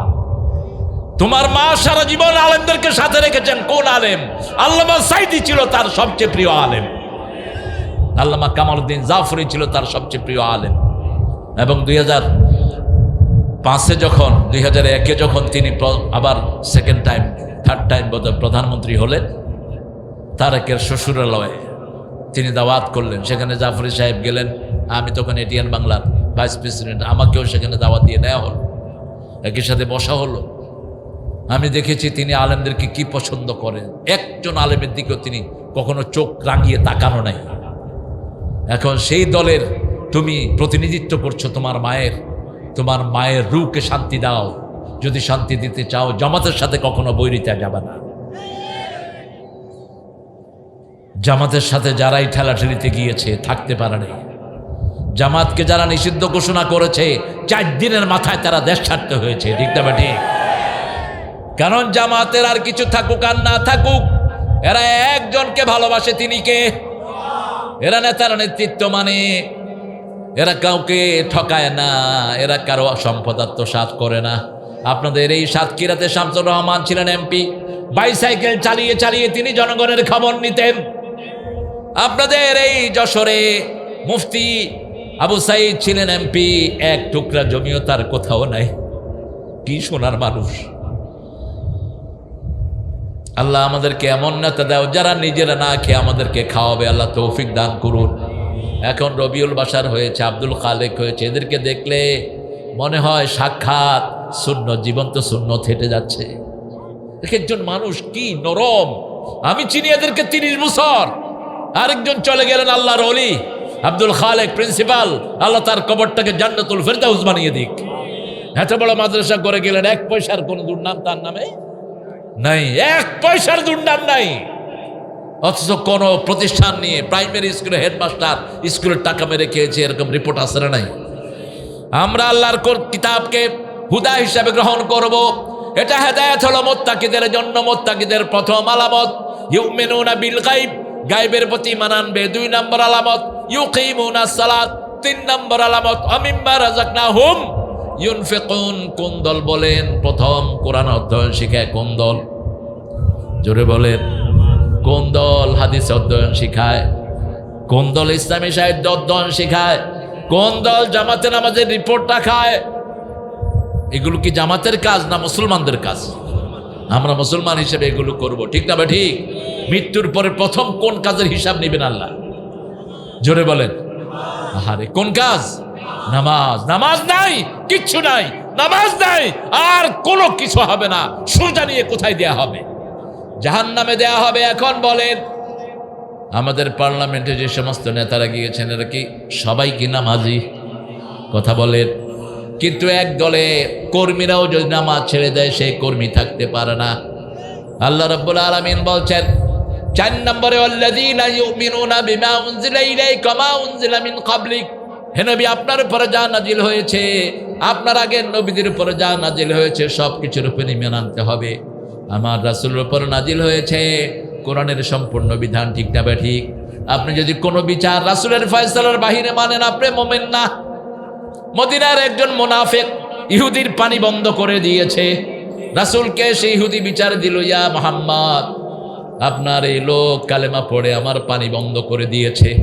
কারো পানি বন্ধ করা, রাস্তা বন্ধ করা ইসলামে জায়েজ নাই। আপনি যদি কারো রাস্তা খুলে দেন, আপনার জন্য জান্নাতের রাস্তা খুলে দিবেন কে? মদিনায় গাছ পড়ে একটা রাস্তা বন্ধ হয়ে গেছে। একজন সাহাবী রাদিয়াল্লাহু আনহু গাছটা কেটে রাস্তা পরিষ্কার করে দিয়েছেন। বুখারীর হাদিস, রাসূল সাথে সাথে তাকে জান্নাতের খবর দিয়েছেন। ঈমানের 70টি শাখা, প্রথমটি হলো লা ইলাহা, শেষটি হলো ইমাতাতুল আযা আনিত তরিক, রাস্তা থেকে কষ্টদায়ক জিনিস সরিয়ে দেয়। এটা বলেছেন ইমাম বুখারী। আর ইমাম মুসলিম বলছেন আল ঈমানু বিদউন ওয়া সিত্তুনা শু'বা ফাআফদালুহা কাউলু লা ইলাহা ইল্লাল্লাহ আল হায়াউ শু'বাতুম মিনাল ঈমান। ঈমানের 60টা শাখা, প্রথমটি হলো লা ইলাহা, আর শেষটা হলো হায়া শরম, ঈমানের অঙ্গ। যার হায়া শরম নাই তার মধ্যে ঈমান। কথা কন না কেন? কষ্ট হচ্ছে আপনাদের? ঈমান নাই, ছেলে মেয়ে একসাথে থাকবে না, এটা লজ্জার ব্যাপার। তাফসিরুল কোরআনে কোনোদিন ছেলে মেয়ে একসাথে বসে? কথা বলেন। কিন্তু কোন কোন রাজনৈতিক মিটিংয়ে ছেলে মেয়ে একসাথে আসে না নাই? আচ্ছা বলেন তো, একটা ছেলে একটা মেয়ে পাশাপাশি বসলো, মধ্যখানে কে থাকে? সবাই তো জানেন। আমাদের পুলিশ ভাইয়েরা পুরুষ আর মহিলা পাশাপাশি দিবা না। পুলিশের বহু রেকর্ড ইতিমধ্যে বেরিয়েছে। মহিলারা, তোমরা পুরুষের ড্রেস পরবা না। যেই মহিলা পুরুষের ড্রেস পরে তার উপরে আল্লাহ লানত, যেই পুরুষ মহিলার ড্রেস পরে তার উপরে আল্লাহ লানত, বলেছেন রাহমাতাল লিল আলামিন। আমার মেয়েরা, গোপনে তোমরা ডিউটি করো। প্রথম মহিলা পুরুষ যখন মহিলা পুলিশ হয়, এয়ারপোর্টে পাহারা দিচ্ছে। আল্লামা সাইদি যাচ্ছেন বিদেশে, তিনি বললেন, মা তোমরা পুলিশ হয়েছো কেন? সাইদি চাচা তো খুব রসিক ছিলেন, কয় স্যার আমরা জাতীয় সম্পত্তি রক্ষা করার জন্য পুলিশ হয়েছে। তো সাইদি সাহেব বললেন, তোমাদেরকে আল্লাহ যে সম্পত্তি দিয়েছে এটা রক্ষার জন্য তো 6 জন পুলিশ লাগে, তুমি আবার কি জাতীয় সম্পত্তি রক্ষা করবা? যাও পর্দা চলে যাও। মেয়েদের ডিউটি করতে হবে মেয়েরা, কিন্তু তারা পর্দায় থাকবে, তাহলে রহমত নাজিল হবে, ঠিক না? ঠিক। আপনারা বলেন তো, আপনাদের এই রাস্তায় যদি একটা মেয়ে ট্রাফিক পুলিশ যদি একটা মেয়ে হয়, অ্যাক্সিডেন্ট বেশি হবে না কম? অটোগুলি কোনোটার রাস্তা থাকবে না। কিসের মেয়ে? মেয়েদেরকে ঘরে রাখো, এটা কার আইন? কার আইন? সূরা নূরে আল্লাহ বলছেন, লা তাবাররাজনা তাবাররুজাল জাহিলিয়াতিল উলা, ও মেয়েরা, ওয়াকারনা ফি বুয়ুতিকুন্না, স্টে অ্যাট হোম প্রেস্টিজিয়াসলি, ঘরের ভিতরে থাকো, খোলা নৌকার মতো বাহিরে বেরিও না। সাফিনাতুল বারজা বলা হয় যে নৌকার উপর কোনো ঢাকনা নাই, ঢাকনা ছাড়া নৌকা, এটাকে বলা হয় সাফিনাতুল বারজা। মা আয়েশা সিদ্দিকা সিফিনের যুদ্ধে গিয়েছেন, সারা জীবন এটার জন্য তিনি কষ্ট পেয়েছেন, দুঃখ পেয়েছেন। একটা পার্লামেন্টে একটা কাজ চলছে যেটা ইসলাম বিরোধী। আমি পড়ছিলাম আজকে একটা সূরার ভিতরে আল্লাহ রাব্বুল আলামিন উল্লেখ করছেন, এই যে আমরা হাতে তালি দেই, টেবিল ছাপলাই নিষেধ, এটা একদম সম্পূর্ণ নিষেধ। এটা করবেন না আপনারা। আপনারা আলহামদুলিল্লাহ পড়েন, আপনারা সুবহানাল্লাহ পড়েন, কিন্তু টেবিল ছাপলানো যাবে না। তাদের সালাত ছিল, মুশরিকদের সালাত ছিল, তারা টেবিল থাপড়াতো আর শীষ দিত। তাদের সালাত, রাসূল সাল্লাল্লাহু আলাইহি ওয়াসাল্লামের সাহাবীরা সালাত পড়তেন আর তারা শীষ দিয়ে, তারপরে তালি দিয়ে, চাপড়িয়ে এটার বিরোধিতা করত। আল্লাহ খুব কঠোরভাবে সূরা আনফালের 35-65 নম্বর আয়াতের ভিতরে বলছেন, এটা তোমরা করবা না, তাহলে কঠিন আযাবের সম্মুখীন তোমরা হয়ে যাবা। কোনো বিধর্মীদের কোনো চিহ্ন আমাদের থাকবে না। আমরা যদি কোনো কিছুতে খুশি হই, প্রশংসা করব কার? জোরে বলেন, আল্লাহর প্রশংসা করব। আর যদি কোনো কিছুতে আমরা যদি ব্যতীত হই, সাথে সাথে বলবো ইন্না লিল্লাহি ওয়া ইন্না ইলাইহি রাজিউন। আল্লাহর হাবিব বলছেন, বুখারীর বর্ণনা, স্যান্ডেল ছিলার কষ্টেও যদি কেউ ইন্না লিল্লাহ পড়ে, আল্লাহ তার জীবনের গুনাহগুলো মাফ করে দেয়। রাসূল সাল্লাল্লাহু আলাইহি ওয়াসাল্লাম ওই লোককে এনে বললেন, পানি ছেড়ে দাও। লোকটা বলছে, আপনি ইহুদির পক্ষে রায় দিলেন, আমি কালেমা পড়া মুসলমান। রাসূল বললেন, উমিরতু লিআদিলা বাইনান নাস, প্রত্যেক নবী আদল করবে, এটা কার হুকুম? আল্লাহর হুকুম। তোমার পক্ষে যারা বিপক্ষে যাক, আমাকে আদল করতে হবে। ইআদিলু হুয়া আকরাবু লিত-তাকওয়া, যারা আদল করে তারা মুত্তাকি হয়ে যায়। এইবার তিনি চলে গেলেন আবু বকরের কাছে, তিনি শুনলেন, শুনে বললেন, রাসূলের উপর বিচার ফয়সালা করার ক্ষমতা কারো? চলে গেলেন ওমরের কাছে। ঠান্ডা না গরম? আরো জোরে বলেন। সাতক্ষীরার মানুষ ঠান্ডা না গরম? হ্যাঁ, সাতক্ষীরার মানুষও গরম, কিন্তু আপনারা খুব বেশি কিছু করেন নেই, কারণ যে সংগঠনের আয়তায় আছেন, আহা, ঝিনেদাতে কত ভাইকে তাজা নিয়ে মেরে ফেলল। যিনি তার ওই পান্ডার বাড়িও ধরতে দেয়নি জামাতের নেতারা। এই হলো জামাতের নেতা, নিজেরা ঢুকে হিন্দুর বাড়ি পাহারা দিয়েছে জামাতের নেতা। তারপরেও মানুষ চিনলা না, দিবে কেমনে? হিন্দুরা একটা জিনিস দেখলে তাদের মাথা খারাপ হয়ে যায়, এত বুঝানোর পরও ভোট দেয় না তারা। হিন্দু ভাই বোনেরা, আপনারা আমাদেরকে কখনো দুশ্মন ভাববেন না, মনে রাখবেন আমরাই আপনাদের সবচেয়ে কাছের বন্ধু।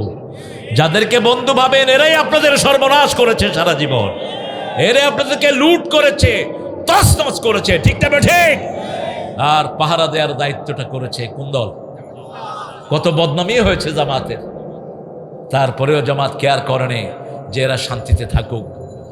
অনেকে বলেছেন জামাত তো মুশরিক হয়ে গেছে, মন্দিরে গিয়ে ঢুকে পড়েছে, পূজাও করছে, এরকম কথা আসছে কি আসে নাই?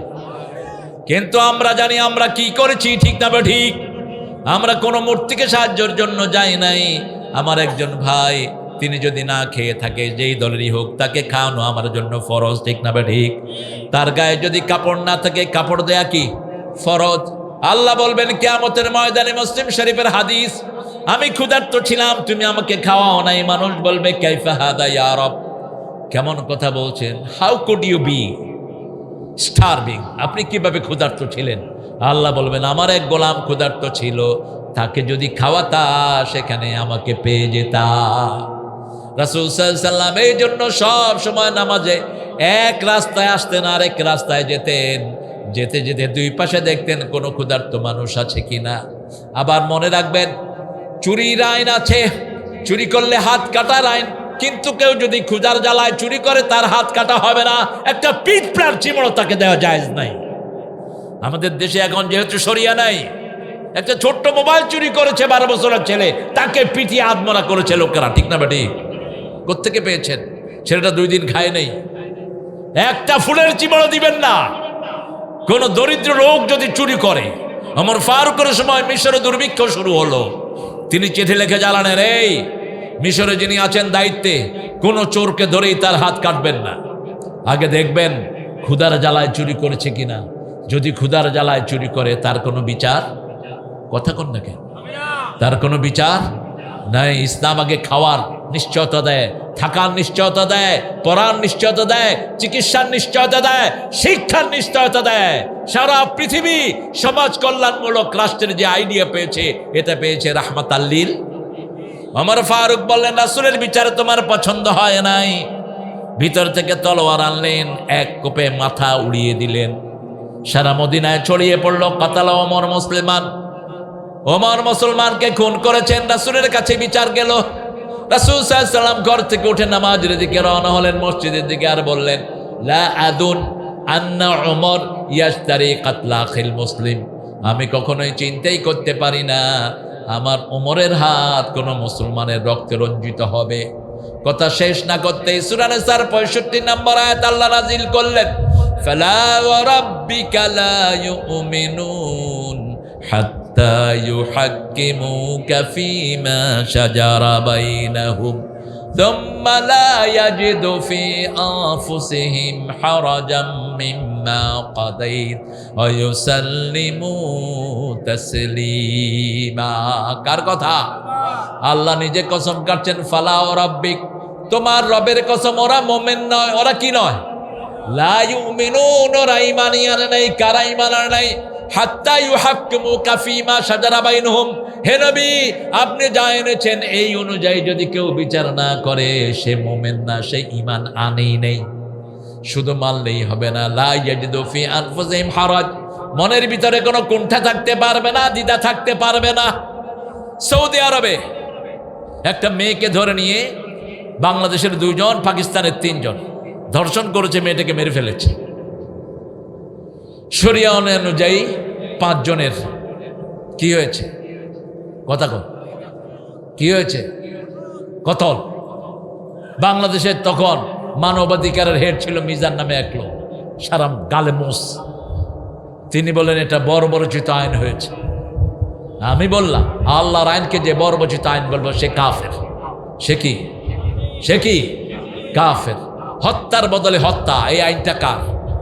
আল্লাহর আইন। তবে তার আগে আপনাদেরকে প্রস্তুতি নিতে হবে। যেমন সৌদি আরবে পর্নোগ্রাফি নিষিদ্ধ করতে হবে, যদি নিষিদ্ধ আছে হয়তো।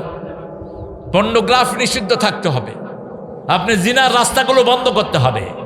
দৌলতদিয়া নামে যে সমস্ত নোংরা জায়গা, এগুলো বন্ধ করতে হবে। ঘরে ঘরে নোংরামি বন্ধ করতে হবে। গতকালকে দেখলাম শাহবাগে হোমোসেক্সুয়াল সমকামীরা সেখানে জমায়েত হয়েছে। নাউজুবিল্লাহ বলবেন না? কতটা ধৃষ্টতা আপনি চিন্তা করেন। সমকামী, ওরা একটা পুরুষ আরেকটা পুরুষের ভিতরে হাত দিয়া কয় আমরা একটা আরেকটার স্বামী স্ত্রী, ছেলে ছেলেকে বিয়ে করছে। আরো আসতে কর না নাউজুবিল্লাহ। এটা আমার আর আপনার ছেলে। কোন দেশে আমরা আছি? এখনো আমাদের এসে সজাগ হতে হবে। ওমর ফারুক রাদিয়াল্লাহু আনহুর 7 জায়গায় ওনার পক্ষে আল্লাহ কোরআনের আয়াত নাজিল করেছেন। এটা হলো একটা জায়গা। 2 নম্বর জায়গা হলো বাইতুল মাকামে ইব্রাহিমের সামনে বারবার তিনি দাঁড়িয়ে যাচ্ছেন। রাসূল বলছেন এখানে দাঁড়াচ্ছেন কেন? ওমর ফারুক বলছেন আমার মন চায় এখানে আমি যেন 2 রাকাত নামাজ পড়ি। সাথে সাথে জিবরাইল আমিন এসে বলছেন ইত্তাখাযু মাকাম ইব্রাহিম মুসাল্লা, আজকে থেকে মাকামে ইব্রাহিমকে তোমরা নামাজের জায়গা বানায়া নাও। বদরের জিহাদে সব বন্দীদের ব্যাপারে ওমর একটা সিদ্ধান্ত দিলেন। রাসূল সাল্লাল্লাহু আলাইহি ওয়াসাল্লাম সহ সব সাহাবীরা একটা সিদ্ধান্ত দিলেন। কার সিদ্ধান্তের উপর? আল্লাহর ফয়সালা নাজিল হয়েছে ওমরের সিদ্ধান্তের উপর। সেই ওমর ফারুককে রাসূল বলতেন আমার পরে যদি কেউ নবী হতো, কে হয়ে যেতেন নবী? ওমর ফারুক নবী হয়ে যেতেন। হুদা ওয়া বুশরা লিল মুমিনিন। রাসূলের উপরে যা নাজিল হয়েছে সবটার উপর ঈমান আনতে হবে। আপনি পড়েছেন লা ইলাহা ইল্লাল্লাহু মুহাম্মাদুর, মুহাম্মদ হলেন নেতা।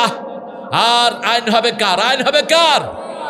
মুহাম্মদ ছাড়া কোনো কারো নেতৃত্ব আমরা মানি।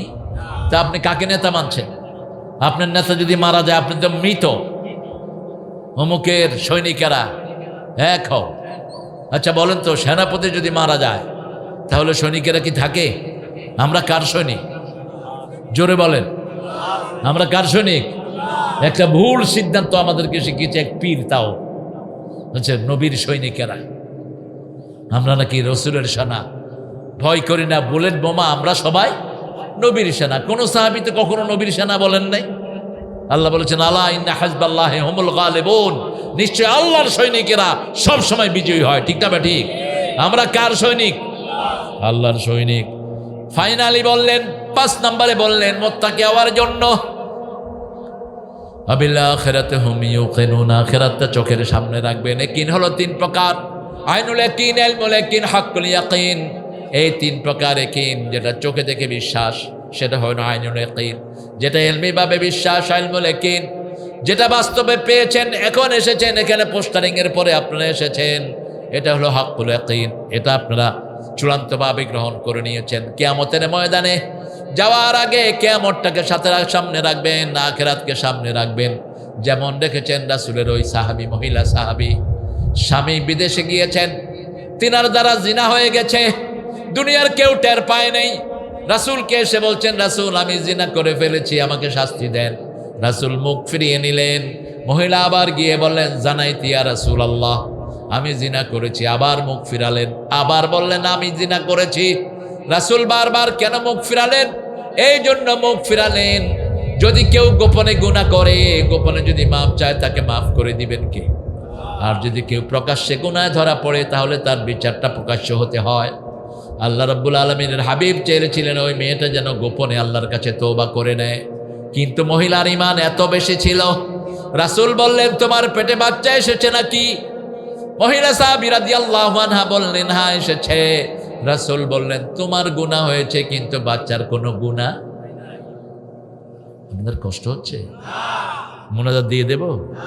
কতক্ষণ থাকবেন? এই পিছনে এই হুজুরগুলো তোরা খাড়া রেছত কেন? এই মোল্লারা, what's the silly things you're doing here? এই তোমরা সেখানে আরেক মজমা জমাইছো কেন? মাদ্রাসা খোলা থাকলে চলে যাও।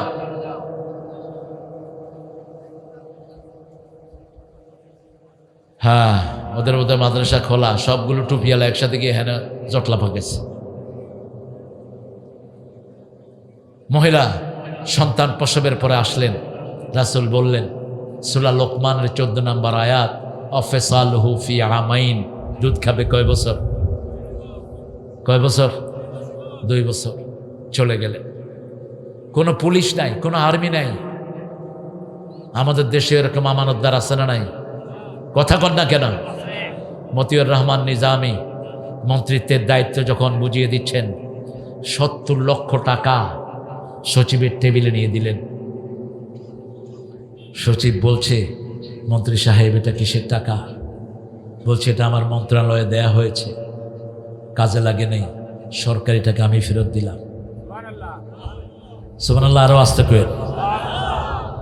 সচিবের চোখ বেবে টরটর করে পানি পড়লো। তিনি বললেন, এই স্বাধীনতার পর থেকে প্রথম দেখলাম কোন মন্ত্রী টাকা ফেরত দিয়েছে। আলী হাসান মুজাহিদ কোন মন্ত্রণালয়ে ছিলেন? সমাজ কল্যাণ। জয়পুরহাটে যাবেন, আমি খুব ক্লোজ ছিলাম ওনাদের সাথে। উনি নামাজে গিয়েছেন, আমি ওনার স্যান্ডেল তালাশ করতেছি। উনি বললেন, তারেক কি তালাশ কর? বললাম, চাচা আপনার স্যান্ডেল। আমার স্যান্ডেল কুত্তাও নেবে না, ঢুকো। আমি তাকিয়ে থাকলাম নামাজের পরে, উনি স্যান্ডেল কোত্থেকে নেয়? মসজিদের বাহিরে কিছু স্যান্ডেল থাকে না, কম দামা গরিব মানুষের স্যান্ডেল, ওখানে ওনার স্যান্ডেল। ক্যাবিনেট মন্ত্রী, উনি তালাশ করতেছেন। বললাম, চাচা কোনটা? কই যে ওইটা টায়ারের স্যান্ডেল। ক্যাবিনেট মন্ত্রী। মন্ত্রী হওয়ার পরে বিবিকে ডেকে বলছে, শোনো বিবি, চাউল আর ডাল কিনে দিলাম আর আলু, আর কিছু চাইবে না? আর কিছু? জয়পুরহাটে যাবেন, ডিসি সাহেব ফোন করেছেন, মন্ত্রী সাহেব আপনার সাথে কয়জন আসবে, কয়জন খাবে? উনি বললেন, আপনি কি লিল্লা বোর্ডিং খুলছেন নাকি?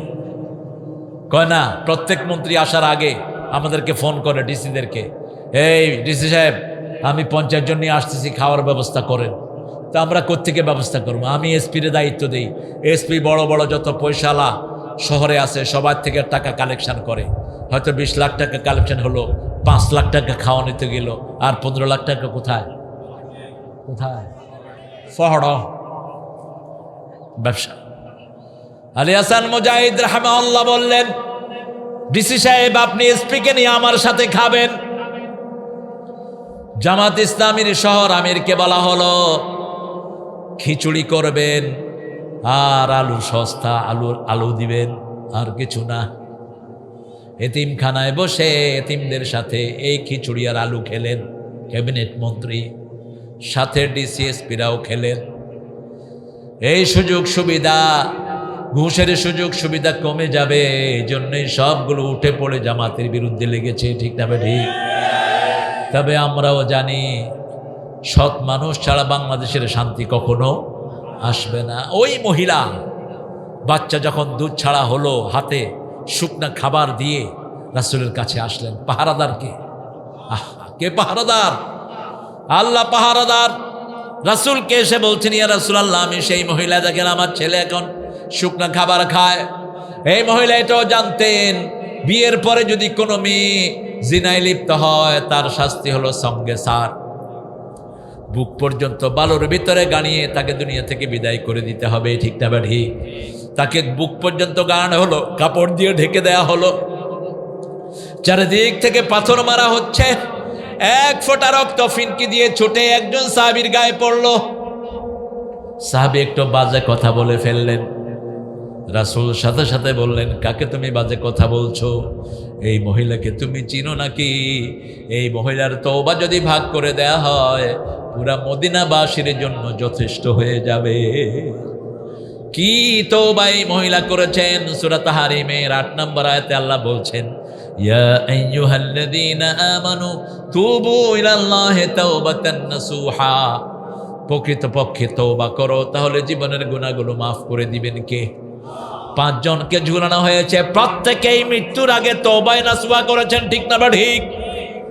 কাশেম আলী মিন্টুকে বলা হলো ৩ ঘন্টা পরে আপনার ফাঁসি, তিনি বলছেন আমি ২ ঘন্টা ঘুমাবো। জল্লাদ বলছে, স্যার এটা কেমন কথা বললেন? কেন ঘুমাবেন? বলছে, দেখো শরীরটা আল্লাহ দিয়েছেন, আল্লাহর আমানত আল্লাহর কাছে সুন্দরভাবে ফেরত দিতে চাই। তিনি ঘুমিয়ে পড়লেন।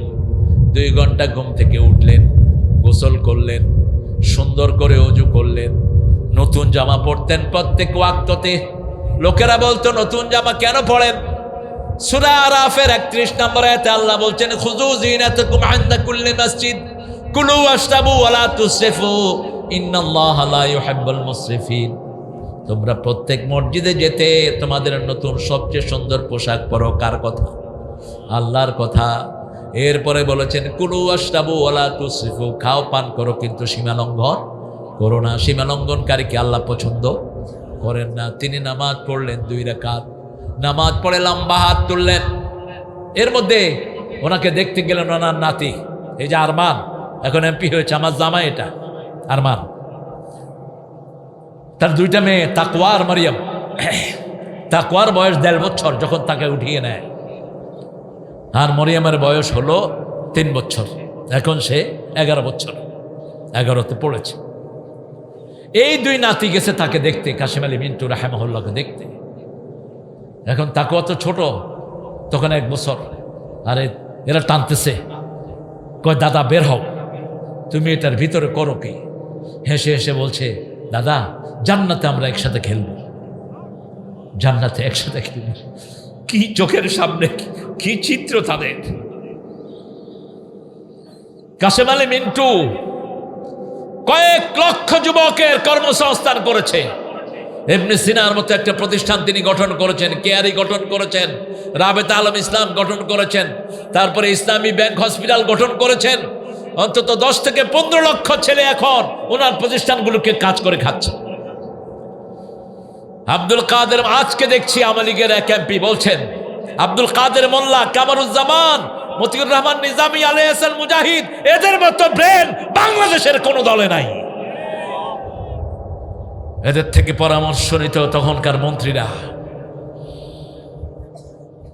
আব্দুল কাদের মোল্লা ফেডারেল সাংবাদিক ইউনিয়নের চেয়ারম্যান ছিলেন মৃত্যুর আগ পর্যন্ত। সাংবাদিক ইউনিয়নের চেয়ারম্যান কেউ হতে পারে নাই। আব্দুল কাদের মোল্লা যখন তাকে ফাঁসির দিকে নিয়ে যাবে, 3 জন হাত ধরলেন, 6 জন। উনি বলে, হাত ছেড়ে দাও। বলছে, স্যার এটা নিয়ম। কোন নিয়ম? আমি মানি না, ওটা তো ফাঁসির দড়ি না, ওটা জান্নাতের সিঁড়ি। আরো আস্তে কোন সুবহানাল্লাহ। নামাজ পড়লেন, হাসতে হাসতে ওখানে ঝুলে পড়লেন। আল্লাহ আমাদেরকে শাহাদাতের মৃত্যু দান করেন। আরো জোরে বলেন আমিন। শহীদ হতে চান তো? চান তো? হাত তুলে দেখে দাও মুসলমান।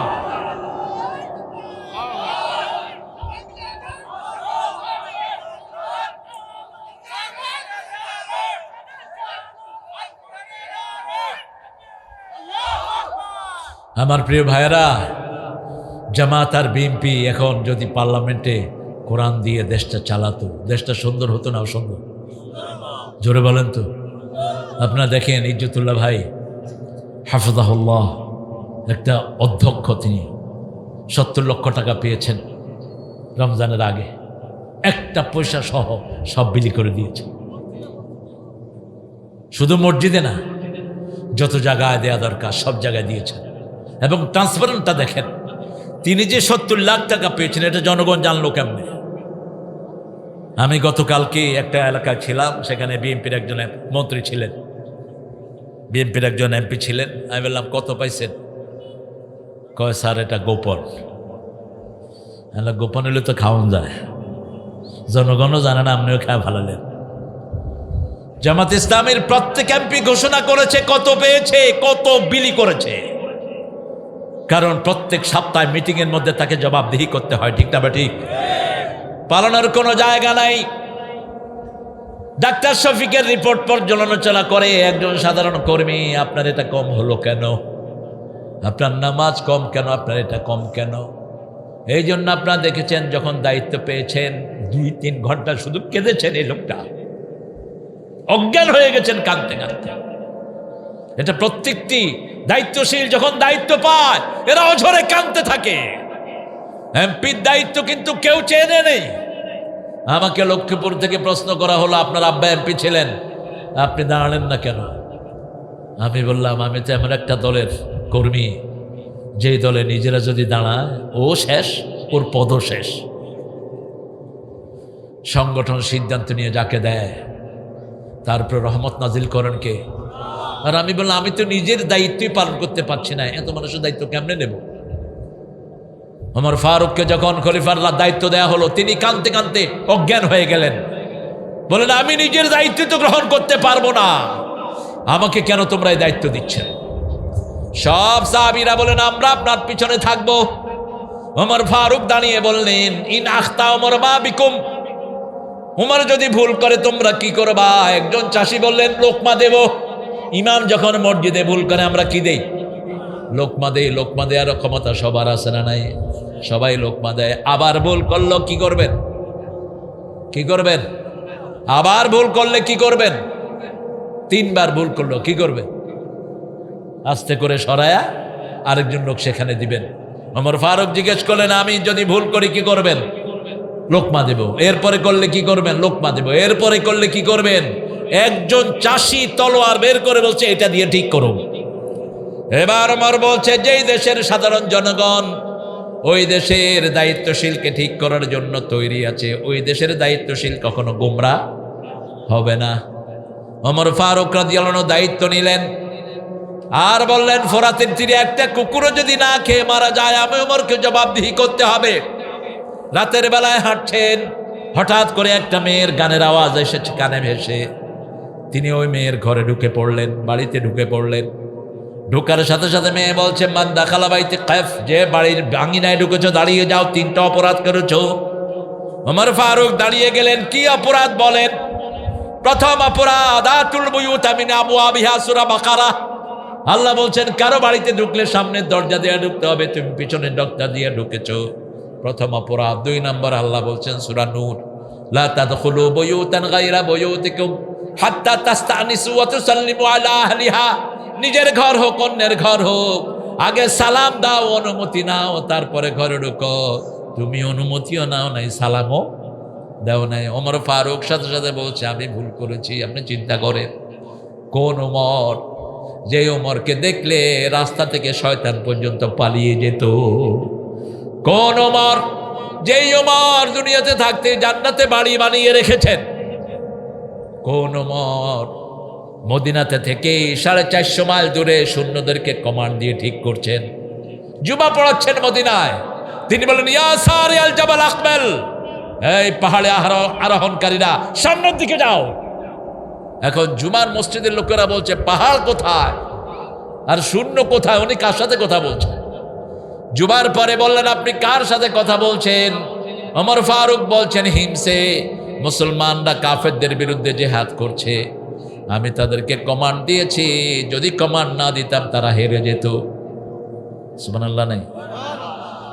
3 সপ্তাহ 4 সপ্তাহ পরে তারা আসলো। আসার পরে লোকেরা জিজ্ঞেস করলো, আপনারা কি গত জুমার আগে, কয়েক জুমা আগে এরকম কমান্ড শুনেছেন নাকি? তোমরা যেমন শুনেছ আমরাও তেমন শুনেছি। কোন ওমর? মসজিদে নববীতে খেজুরি বিলি করছেন, আলী রাতে স্বপ্ন দেখছেন, রাসূল সাল্লাল্লাহু আলাইহি ওয়াসাল্লাম নামাজ পড়ে বসলেন, এক মহিলা খেজুর নিয়ে আসলেন, আলী খেজুর দিলেন একটা। আলী খেয়ে বলছে, ইয়া রাসূলুল্লাহ খেজুর খুব মজা, আমারে আরেকটা দেন। রাসূল বলছেন আর পাবা না। স্বপ্ন দেখে এসে নামাজ পড়লেন ফজর, দেখে যে ওমরের জন্য এক ঝুড়ি খেজুর নিয়ে আসছে এক মহিলা, তিনিও বিলি করছেন, আলীকে একটা দিলেন, তিনি খেয়ে বলছেন খুব মজা, আরেকটা দেন। ওমর বলছেন, যদি রাসূল তোমাকে আরেকটা দিত আমিও আরেকটা দিতাম। আলী বলছেন, আমার স্বপ্নের খবর আপনি জানলেন কেমনে? ওমর বললেন, এক মুমিনের খবর আরেক মুমিনকে জানিয়ে দেন কে? সেই ওমর, এত বড় নেতা ওমর, সেই ওমরকে ধমক দিয়েছে একজন মহিলা, সাথে সাথে মাপ চাইলেন। মাপের চেয়ে বড় কিছু দুনিয়াতে আর নাই। আমাদের নেতা কতবার মাপ চেয়েছে, কে শুনে কার কথা? শুধু পেঁচাও পেঁচাও পেঁচাও, পেঁচাও না। আমরা যেমন মাপ করতে পারি, তেমনি অস্ত্র হাতে নিতে পারি। সামনে আসবে জিহাদের দিন। ভারতের হিন্দুরা যেভাবে আমাদের মুসলমানদের উপর আক্রমণ করছে, অচিরেই সেটা আর একটা নিকাশ আল্লাহ নিবেন। ঠিক না বেঠি? নামাজ পড়তে পারে না, ঈদের নামাজ পড়তে পারে না, রোজা রাখতে পারে না, কি শুরু করেছো? এখন আমাদের দৃষ্টি দেয়া দরকার ছিল মুসলমানদের দিকে। সারা পৃথিবীতে ইহুদি মুশরিকেরা মুসলমানদের বিরুদ্ধে এক জাত হয়েছে। ঠিক না বেঠি? আর আমরা নিজেদের মধ্যে ঠেলাঠেলি করছি। সাইয়েদনা ওমর ফারুক বললেন, আপনি কেন গান গাচ্ছিলেন? এখনো কিন্তু মহিলা চিনেন নাই কে? মহিলা বলছে, ওমর আমার উপর জুলুম করেছে। কি জুলুম? আমার স্বামী 4 মাস এক জায়গায় ছিল, আসার সাথে সাথে তিনি তাকে আরেক জায়গায় পাঠিয়ে দিয়েছেন। সাথে সাথে ওমর বললেন, আগামী দিন সকালবেলা আপনি ওমরের খেলাফতে যাবেন, দেখি ওমরের পক্ষ থেকে কোনো সিদ্ধান্ত দেয়া যায় কিনা। কথাটা বলে তিনি চলে গেলেন। নিজের বিবিদেরকে খবর নিলেন, একটা মেয়ে কয়দিন স্বামী ছাড়া থাকতে পারে? বিবিরা বলল, কেন ওমর, আপনি সূরা বাকারার 226 নম্বর আয়াত পড়েন নাই? ইয়ালুনা তারাব্বাসু আরবাতা আশহুর, কয় মাস? 4 মাস। 4 মাসের বেশি কোনো স্বামী তার স্ত্রী থেকে আলাদা থাকতে, ঝগড়া হোক বিবাদ হোক, কয় মাস? 4 মাস। ওমর লিখিত আইন করলেন, কোন স্বামী 4 মাসের বেশি স্ত্রী থেকে আলাদা থাকতে পারবে? এই ছিল ইসলামী খেলাফত। আমরা যদি আমাদের লোকদেরকে চেষ্টা করে, যারা আল্লাহকে ভয় করে, তাকওয়া যাদের মধ্যে আছে, নামাজ আছে যেখানে তাকওয়া আছে, সেখানে আল্লাহর ভয় আছে যেখানে তাকওয়া আছে। আপনারা দেখেন না কত সিম্পল লাইফ এরা লিড করে। ক্যাবিনেট মন্ত্রী ছিল, ঢাকা একটা বাড়ি নাই। এমপি ছিলেন আবু সাইদ, তার থানাতেও তার একটা ঘর নাই। গ্রামে সেই বাপের যেই ভিটা, মুহাদ্দিস আবু সাইদ, আল্লাহ তার কবরটাকে জান্নাতুল ফেরদাউস বানিয়ে দেয়। আমাদের শামসুর রহমান সাহেব আছে না নাই? হুদা ওয়া বুশরা লিল মুমিনিন, সুসংবাদ হলো মুমিনদের জন্য। এই মুমিনরা কি করবে? আল্লাযীনা ইউকিমুনাস সালাত, তারা নামাজ কায়েম করবে। আজকে থেকে সিদ্ধান্ত নিব, এক ওয়াক্ত নামাজ ছাড়বো না। নামাজ আছে যেখানে বরকত আছে, নামাজ বেশি যেই মাসে বরকত বেশি। কোন মাস? এই যে রমজান চলে গেল, সবার মনে কষ্ট লেগেছে কি লাগে নাই? যেদিন জুমা পড়েছি মনে হয়েছে নিজেরা আপন আত্মীয় চলে যাচ্ছে। কারণ একটা নফল পড়েছি, ফজর ফরজের সওয়াব, একটা 20 রাকাত নফল পড়েছি, 1 রাকাত 700 গুণ। 1 রাকাত পড়েছি, 700 রাকাত আমলনামায় উঠেছে। পড়েছি নফল, আল্লাহ দিয়েছেন ফরজ, দিয়েছেন কি কি বরকতের সময় চলে গেল। রাসূল বলছেন, কেউ যদি ইচ্ছা করে একটা রোজা মিস করে, কিয়ামত পর্যন্ত চেষ্টা করেও তার ফল আর সে পাবে। এক সাহাবী রোজা ভেঙে ফেললেন, এসে রাসূলকে বলছেন, ইয়া রাসূলুল্লাহ সাল্লাল্লাহু আলাইহি ওয়াসাল্লাম, রোজা ভেঙে ফেলেছি। রাসূল বললেন, কাফারা দাও। গরিব মানুষ, রোজা রাখো, শরীর খারাপ, রোজা রাখতে পারবো না। আব্বু কথা বলো না, এই যে সুন্দর মানুষ। ছোট্ট ছেলেরা তো মনোযোগ বেশি দিতে পারে না। আমাদের দেশে তো সব উল্টা পাল্টা। আমাদের প্রাইমারি শিক্ষাটাকে ধ্বংস করে দিয়েছে। ইউনূস ধ্বংস করে দিয়ে গেছে। যে কয়দিন ছিল, উনি গানের টিচার নিয়োগ করেছে প্রাইমারি স্কুলে। আমরা প্রতিবাদ করলাম, ওটা বন্ধ রেখেছে। এখন এই শিক্ষামন্ত্রীর মাথায় কি ঢুকেছে আমি জানি না।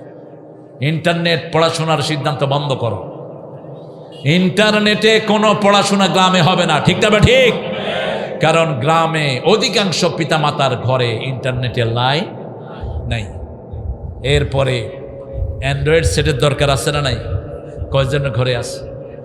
কে দেয় তোমাদেরকে এ সমস্ত ফালতু বুদ্ধি? স্কুলে 40টা ছেলে ক্লাসে বসবে, 2টা ফ্যান ঘুরে, সবগুলো ছেলের গায়ে বাতাস লাগবে। ঠিক না বা ঠিক? আর যদি তুমি ঘরের ভিতরে ইন্টারনেটে ক্লাস নাও, প্রত্যেকটা ছেলের জন্য মেয়ের জন্য ফ্যানের দরকার আছে না নাই? থাকলেও তো লাগবে বেশি। আর তোমার এত মোবাইল দিবে কেমনে? তুমি এসি চালাবে। এ সমস্ত ফালতু চিন্তা বাদ দাও, শিক্ষাক্ষেত্রে কোরআন ঢুকাও, প্রত্যেকটি প্রাইমারি স্কুলে কোরআন ঢুকাও। আমার ছেলেদের মতো ব্রেনি ছেলে পৃথিবীর কোনো দেশে নাই। গত 20 বছর পৃথিবীতে ফার্স্ট হচ্ছে কোন দেশের ছেলেরা? হেফজতে কোন দেশের ছেলেরা? আর যদি এর সাথে প্রাইমারি যোগ হয়, পৃথিবী কোনো দিন বাংলাদেশের সাথে পারবে না। ঠিক তবে ঠিক? হেফজোখানার যে ছেলেরা ঠিকমতো খেতে পায় না, ঠিকমতো পরিবেশ পায় না, হেফজোখানার হাফেজের পয়সা নাই, তারপরও কষ্ট করে, এরপরে মেজাজ খারাপ হলে এমন পীড়া দেয়, পীড়ার চোটে পোলাপানার অবস্থা খারাপ। আপনাদের সাতক্ষীরাতে নেই? কথা কন না কেন? কারণ কি? হেফজোখানার টিচারের না আছে বেতন, না আছে ভালো খাওয়া। এই কষ্ট করেও কি উপহার দিচ্ছে দেখেন। এক একটা ছেলে সারা পৃথিবীর সব পুরস্কার নিয়ে আসতেছে। ঠিক না বা ঠিক? এই জন্য আমরা চাই আমাদের প্রত্যেক প্রাইমারিতে কোরআন চালু হোক। আপনারা চাননি? চান? কারা কারা চান একটু হাত তুলে দেখা দেন। বলেন, হে আল্লাহ, আমাদের সবার জন্য কোরআনকে আপনি কবুল করেন। চিৎকার করে বলেন আমিন। প্রথম পদক্ষেপ হিসেবে আপনার বাচ্চাদেরকে কোরআন দেন, বাচ্চাদেরকে কোরআনে মাদ্রাসায় দেন। প্রাইমারি স্কুল বন্ধ করে দাও। প্রাইমারি স্কুলে পোলাপান নাই 70 জন, টিচার হলো 36 জন। কথা কন না কেন? আর টিচারগুলো এত দুষ্ট, গামছা গাঁদে নিয়া স্কুলে গিয়া ঘুমায়। বোর্ডের থেকে লোক আসছে, ঘুমা কন, কয় এই ছেলেরা বুঝছো এটাকে ঘুম বলা হয়। আপনি ঘুমাইতেছেন কেন? কয় না, ঘুম শিক্ষা দিচ্ছে, কিভাবে ঘুমাইতে হয় সেটা শিক্ষা দিচ্ছে। আল্লাহকে ভয় করো, তোমার রিজিক হালাল করো, পুলিশের আর ট্রাফিকের আইন ঠিক মতো মানো, ডিউটি ঠিক মতো করো, রিজিক হালাল করো। যেই টাকাটা তুমি নাও সেই টাকার তুমি ডিউটি দাও। রাস্তায় তোমরা যদি ঠিক মতো ডিউটি করতা, এত ট্রাফিক জ্যাম হতো না। ঠিক না বা ঠিক? হুদাল লিন্নাস। নামাজ যারা পড়ে তারা সব সময় একটা জিনিস চোখের সামনে রাখে, হিসাব দিতে হবে কার কাছে? আল্লাহর কাছে হিসাব দিতে হবে। এই জন্য আজকে থেকে আমরা 5 ওয়াক্ত নামাজ ছেড়ে দেব না। রাজি আছি তো? 5 ওয়াক্ত নামাজ কায়েম করব। আল্লাহ তৌফিক দান করেন। আপনার ছেলেকে নিয়ে আপনি নামাজ পড়বেন, মেয়েকে নিয়ে নামাজ পড়বেন। সাইয়েদনা ঈসা আলাইহিস সালাম মায়ের কোলে বলেছেন, আওসানি বিসসালাতি ওয়াজ যাকাতি মা দুমতু হাইয়া। আল্লাহ রাব্বুল আলামিন আমাকে নিঃশ্বাস যতদিন থাকে নামাজ এবং যাকাতের কথা আমাকে ওসিয়ত করেছেন আমার আল্লাহ রাব্বুল আলামিন। আল্লাহ বলেছেন বিল আখিরাতে, ইন্নাল্লাযীনা লা ইউমিনুনা বিল আখিরাহ, যারা আখিরাতের উপর ঈমান আনে না, ওয়াযায়্যালনা লাহুম আমালাহুম ফাহুম ইয়ামাহুন, তাদের আমলগুলো তাদের সামনে সুন্দর করে দেয়া হয়। তারা বুঝে না, নামাজ পড়ে না, কয় ভালোই আছি, রোজা রাখে না, ভালোই আছি, 1 ওয়াক্ত নামাজ ছেড়ে দিবেন। এই অবস্থায় মৃত্যু হলে আপনি কাফের। ঠিক না বে ঠিক? এশা পড়েন নাই, এই অবস্থায় যদি মৃত্যু হয় আপনার সাক্ষাৎ হয়ে যাবে নমরুদ ফেরাউনের সাথে। আর যদি এশার নামাজ জামাতে পড়েন আর ফজর জামাতে পড়েন, মধ্যখানের সময় পুরাটাই আপনার আমল নামায় নামাজ হয়ে যাবে। আল্লাহ রাব্বুল আলামিন বলছেন, আল্লাযীনা ইউকিমুনাস সালাতা ওয়া ইউতুনাজ যাকাত ওয়া হুম বিল আখিরাতি হুম ইউকিনুন। যাকাত দিবেন। যাকাত হলো 5। বলেন 5। বলেন 10, 20, 25, 30, এই হলো 5। যেহেতু স্বাধীনতার পর থেকে এই পর্যন্ত যতগুলো সরকার আসছে সবগুলো মূর্খ মূর্খ মূর্খ। ইসলামী জ্ঞান যার মধ্যে নাই সে কি? মূর্খ। 5 কি? কোন জায়গায় যদি খনিজ পদার্থ পাওয়া যায়, যেমন হাসিনা পেট্রোল অকটেন বাংলাদেশ থেকেই সে রিফাইন করে এগুলো দেশের স্বাবলম্বী করে দিয়ে গেছে, এগুলো বাহির থেকে আসে না। এই খনিজ পদার্থ যেখানে পাওয়া যায়, রাসূল বলেছেন সেটার 5 ভাগের 1 ভাগ গরিবকে দিতে হবে। এই পর্যন্ত কোনো গরিব পাইছে? পায়নি। 2 নাম্বার, ক্ষেতের ফসল হয়, আপনাদের এখানে চিংড়ি হয়, চিংড়ি যদি আপনি কোনো খাবার না দেন, ক্ষেতের ফসলে যদি কোনো খাদ্য না দেন, আল্লাহর পানিতে যদি ক্ষেতের ফসল হয়, চিংড়ি হয়, 10 মনে 1 মন কাকে দিবেন? গরিবকে দিবেন। কোন দিন? ইয়াউমা হাসাদি, যেই দিন আপনি এটা ধরবেন, যেই দিন কাটবেন সেই দিনই দিবেন। আর যদি খাওয়া দেন আপনি, আর পরা দেন আপনি, মাছের খাওয়ার দেন, তাহলে 20 মনে। কথা কন না কেন? 20 মনে 1 মন। এরপরে যদি 25টা ছাগল পালেন, এই 25টা ছাগল যদি বাহিরে চড়ে খায়, আপনি খাদ্য কিনে না দেন, একটা ছাগল গরিবকে দিতে হবে। আর যদি খাদ্য কিনে দেন, কোনো যাকাত নাই। সুবহানাল্লাহ কইবেন না? 30টা গরু আপনি যদি খাদ্য না কিনেন, বাইরে চড়ে খায়, ঘরে চলে যায়, তাহলে 30টা গরু থেকে একটা গরু কাকে দিবেন? গরিবকে দিবেন। গরিবদের মধ্যে কারা? যেহেতু যাকাত ফান্ড নাই, যেহেতু যাকাতের মন্ত্রণালয় নাই, আপনি আপনার নিকট আত্মীয়কে দিবেন। সূরা বাকারার 177 নম্বর আয়াত, আতাল মালা আলা হুব্বিহি যাবিল কুরবা ওয়াল ইয়াতামা ওয়াল মাসাকিন। আল্লাহর ভালোবাসায় প্রথম সম্পদ আপনার ভাইকে দিবেন, আপনার বোনকে দিবেন। বোন গরিব, বোন ওই 8টা খাতের মধ্যে পড়ে যায়। সূরা তওবার 60 নম্বর আয়াত মনে আছে তো? ইন্নামাস সাদাকাতু লিল ফুকারা ওয়াল মাসাকিন ওয়াল আমিলিনা আলাইহা। এই 8টা খাতের একটা খাত যদি আপনার বোন হয়ে যায় ঋণগ্রস্ত অথবা ফকির মিসকিন, আপনি গিয়ে তার হাতে টাকাটা দিয়ে দেন। কোয়েন না যে তোরা যাকাত দিচ্ছি, সে নিবে না, তার জন্য ইহারত বলার দরকার নাই। আস্তে করে তার হাতের ভিতরে দিবেন, বোন এই টাকাটা রাখেন, ভাই এই টাকাটা রাখেন। এটা হলো প্রধান দায়িত্ব। প্রথম খরচ করবেন নিজে পিতামাতার জন্য। যাকাত পিতামাতাকে দিবেন না, এটা ইহানত। পিতামাতা সবচেয়ে রেসপেক্টফুল, কিন্তু খরচ করবেন কার জন্য? সূরা বাকারার 215 নম্বর আয়াত, মা আনফাকতুম মিন খাইরিন ফালিল ওয়ালিদাইন ওয়াল আকরাবিন। যা তুমি খরচ করবা আগে পিতামাতার জন্য, তারপরে নিকট আত্মীয়র জন্য। আবার অনেক পিতামাতা দুনিয়াতে থাকতে জাহান্নাম খরিদ করে নেয়, বলছেন রাহমাতাল লিল। রাসূল সাল্লাল্লাহু আলাইহি সাল্লাম বললেন, সাহাবায়ে কেরাম বলেন, কোন পিতামাতা জাহান্নামের কাজ করে যায়, জাহান্নাম নিয়ে যায়? রাসূল সাল্লাল্লাহু আলাইহি সাল্লাম বলেন, এক ছেলেকে বেশি দেয় আর এক ছেলেকে কম দেয়। এরকম পিতামাতা এখানে আছে না নাই? মেয়েকে কিছুই দেয় না, সবটা ছেলেকে দিয়ে দেয়, আছে না নাই? মেয়েকে কয় তোমার জন্য দোয়া করে দিলাম, তোমার সম্পদ তোমার ভাইকে দিলাম। না, আপনি জাহান্নামী হবেন, আপনি জাহান্নামে যাবেন সোজাসুজি। নামাজ পড়ে রোজা রেখে আপনি জাহান্নামী হবেন। খবরদার, এটা করবেন না। মেয়েকে দিবেন অর্ধেক যদি পিতা মারা যায়, আর যদি জীবদ্দশায় বন্টন করেন, মেয়ে 2 ভাগ, ছেলেও 2 ভাগ। সূরা লোকমানের 14 নম্বর আয়াতে আল্লাহ বলছেন, আগে দিবা মেয়েকে। আগে কাকে? মেয়েকে দিবেন। ওগো মা তুমি, ওহো, এরা সব কাহিল হয়ে গেছে, বলো। আচ্ছা,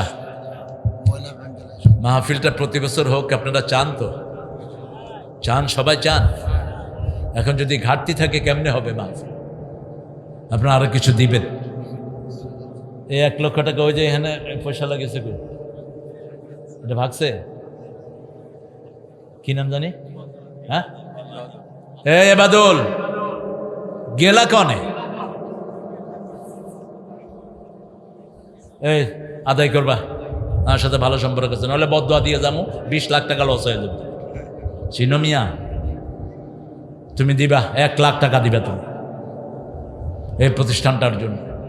আর আপনারা 5 টাকা 10 টাকা করে দিয়ে যাবেন, মেয়েরা দিবেন, তাহলে এই প্রতিষ্ঠানটার ঘাটতিতে থাকবে না। আমাদের সামনে কত সুন্দর সম্ভাবনাময় দিন। আহারে, শুধু সাতক্ষীরার লোকেরা যদি যাকাত হিসাব করে দেয়, সাতক্ষীরাতে আগামী 2 বছরে কোনো গরিব থাকবে না। ঠিক না? ঠিক। সাতক্ষীরাতে শত শত কোটি টাকার মালিক আছে না নাই? এই শয়তানগুলো জাকাত আসে 10 কোটি 20 কোটি, 10 লাখ টাকার কাপড় বিলি করে বস জাকাত শেষ। 5 লাখ টাকা দেয়, 5 কোটি টাকা জাকাত এসে 5 লাখ টাকা দিয়ে বিদায় করে। কান খাড়া করে শোনো, প্রত্যেকটি পয়সা হিসাব করে নিবেন কে? যদি তুমি হিসাব করে জাকাত না দাও, রাসূল বলেছেন সুজাউন আকরা, বিষধর সাপ আল্লাহ তোমার সম্পদকে বানিয়ে দিবেন, গলা পেঁচিয়ে তোমার গাল কামড়াতে থাকবে আর বলবে আনা কানজুকা না মালুকা। আমার মেয়েদের জন্য কত নেয়ামতের কথা আল্লাহ রাব্বুল আলামিন বলছেন। সেই মেয়েরা আজকে বিদেশে কাজের জন্য যায়, সেই মেয়েরা বেপরদিকিতে ঘুরে। আপনার মেয়ে, আপনার বিবি কোথায় যায় আপনি খবর রাখেন না, আপনি দায়ুস। মেয়েরা জান্নাতে যাওয়া খুব সহজ। মেয়েরা যদি 4টা কাজ করে, রাসূল বলেছেন 8টা জান্নাতের দরজা খোলা। প্রথম কাজ, আযানের সাথে সাথে নামাজে দাঁড়াবেন। 2 নম্বর কাজ, রমজানের রোজা করবেন। 3 নম্বর কাজ, স্বামীর খেদমত করবেন। স্বামী যেমন স্ত্রীর খেদমত করবে, স্ত্রী স্বামীর খেদমত করবে। 2 পক্ষ থেকে এই খেদমত। স্বামীর খেদমত করবে স্ত্রী, আবার স্ত্রীর খেদমত করবে কে? কথা কন না কেন? স্ত্রী অসুস্থ, খেদমত করবে কে? কিন্তু আমাদের দেশের মেয়েরা যে এত ভদ্র, নিজের শরীর জ্বরে পুড়ে যায়, তাও জামাইকে বলে না তুমি পাকঘরে গিয়ে ভাত রাঁধো, বলে না। কিন্তু আরবে এখনো একদিন বউ রাঁধে, একদিন স্বামী রাঁধে। আচ্ছা, মা বোনদের ওখানে ব্যাগ যাচ্ছে, আপনার নাকের ফুল, কানের দুল, হাতের মালা, গলার মালা সব খুলে দিয়ে দেন। এগুলো জাকাত দেন না? এগুলোর যে এই জন্য এই উঠবো না প্রিয় ভাইয়েরা, আমরা আজকে দোয়া পড়ে যাব। ঢাকাতে উত্তাল তরঙ্গ চলছে আজকে। আপনারা যারা ইন্টারনেটে খবর রাখছেন, আমাদের ভাইয়েরা সকাল থেকে নিয়েই রাত পথে আছেন। আমাদের বড় বড় সাহেবের টিমটা, আপনাদের নেতারাও, আমাদের ইজ্জতুল্লাহ ভাই সহ আছেন সেখানে। আমরা আমাদের দাবি আদায়ের জন্য, গণমানুষের দাবি, জুলাইকে তারা অস্বীকার করে বসে আছে। তারা বলছে জুলাই সনদ মানবে না। এই যে আপনারা যে ভোট দিলেন 70% ভোট, কত পার্সেন্ট? 70% ভোট। এই ভোট যারা মানবে না, এই ভোট না মানলে পার্লামেন্টও থাকবে না। ঠিক না বা ঠিক? সহজ হিসাব যেটা, আইন তো বুঝে না ঘোড়ার ডিম। আইনমন্ত্রী হলো স্বরাষ্ট্রমন্ত্রী, আইনমন্ত্রী, স্বরাষ্ট্রমন্ত্রী, প্রধানমন্ত্রী, তিনি একই সব দায়িত্ব পালন করছেন। এই জন্য আমরা চাই দেশটা সুন্দর হোক, আমরা চাই দেশটা সুন্দরভাবে চলুক। আমাদের কাউকে এমপিত্ব দিও না, আমরা চাইও না তোমাদের এমপিত্ব। আমরা চাই পার্লামেন্ট চলবে কোরআনের আইনে। ঠিক না ঠিক? পার্লামেন্ট চলবে মানুষের অধিকারের আইনে। তোমরা বলেছো সমানভাবে সবাইকে সবকিছু দিবা। 11টা শহরের প্রশাসক নিয়োগ করলা জেলার, সেখানে একজনও পাইল না বিরোধী দল থেকে। কিসের সাম্যতা তোমরা প্রতিষ্ঠা করবা? তোমরা মূলা ঝুলায় রেখেছ। আর তারেক তো কোনো কথাই বলে না। তারেক মনে হয় রোজা রাখছে। এটি কি তামসা! ও বসে আছে আর সালাউদ্দিন কইতে আছে প্রধানমন্ত্রীর পক্ষ থেকে আমি বলছি। কেন বাবা, তোমার কি কথা বলা বন্ধ হয়ে গেছে? তুমি যখন থাকবা না তখন তোমার পক্ষ থেকে কেউ বলুক। কিন্তু এই বেটাকে এত ফাজলামি দিয়েছো কেন? এ তো 15 বছর ইন্ডিয়াতে তালিম নিয়ে আসছে। হ্যাঁ, তবে আমরা চাই সুন্দর সুরাহা। ঠিক না বা ঠিক? আমরা কোনো অনিয়ম চাই না। সবচেয়ে নিয়মতান্ত্রিক দল কোনটা? সবচেয়ে নিয়মতান্ত্রিক। নিজেরা মাইর খায় কিন্তু মানুষকে শান্তি দেয়। দেখেন, ইঞ্জিনিয়ারিং যখন হচ্ছে তখন কিন্তু ডাক্তার শফিক সহ ওনাদেরকে ইন্টারন্যাশনাল বিভিন্ন মিডিয়া বলেছে, কিন্তু ওনাদের কানে এটা দেওয়া হয়েছে, আপনি যদি এখন কড়া হস্তে এটা দমন করেন আর আপনার যদি ক্ষমতার দিকে দান, আমরা ইন্ডিয়া দেশে আক্রমণ করবে, গৃহযুদ্ধের দিকে যাবে। আপনি এটা মেনে নেন।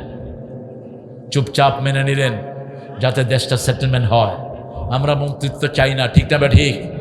চুপচাপ মেনে নিলেন। তোমরা সব কিছু হলা, 70% ভোট পেলেও তারপরেও কিছু হলো না। তোমরা সব কিছু পেলা, তারপরেও তোমরা কোন দিকে যাচ্ছ? এই জন্য আমরা আগামীর দিনগুলো আমরা চাই কোরআন নিয়ে থাকতে, কোরআন নিয়ে বাঁচতে। আপনারা চান কিনা?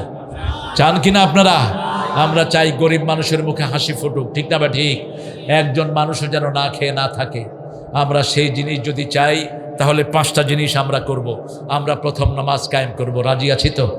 কারা কারা একটু হাত তুলে দেখা দেন প্রিয় ভাইয়েরা। বলেন, হে আল্লাহ, আপনার নামে শপথ করছি জীবনে আর কোনো দিন ফরজ নামাজ, ফরজ রোজা, ফরজ পর্দা ছেড়ে দেব না। আমিন ইয়া রাব্বাল আলামিন। প্রিয় ভাইরা, আল্লাহ ওয়াদা দিয়েছেন, ওয়ালাউ আন্না আহলাল কুরআ আমানু ওয়াত্তাকাউ লাফাতাহনা আলাইহিম বারাকাতিম মিনাস সামাই ওয়াল আরদ। সূরা মায়েদাতে আল্লাহ বলছেন, যদি কোনো এলাকার লোক ঈমান এনে আল্লাহকে ভয় করে, আসমান জমিনের সব বরকতের দুয়ার আমি তাদের জন্য খুলে দেব। আপনাদের সাতক্ষীরা সেই প্রমাণ আছে না নাই? আগে সাতক্ষীরাতে কেউ আসতো না, এখন বাংলাদেশের সব জেলার লোক সাতক্ষীরাতে আসে না নাই? কি নেয়ামত আল্লাহ সাতক্ষীরা দিয়ে দিয়েছেন। 2 নম্বরে আমরা যাকাত আদায় করব।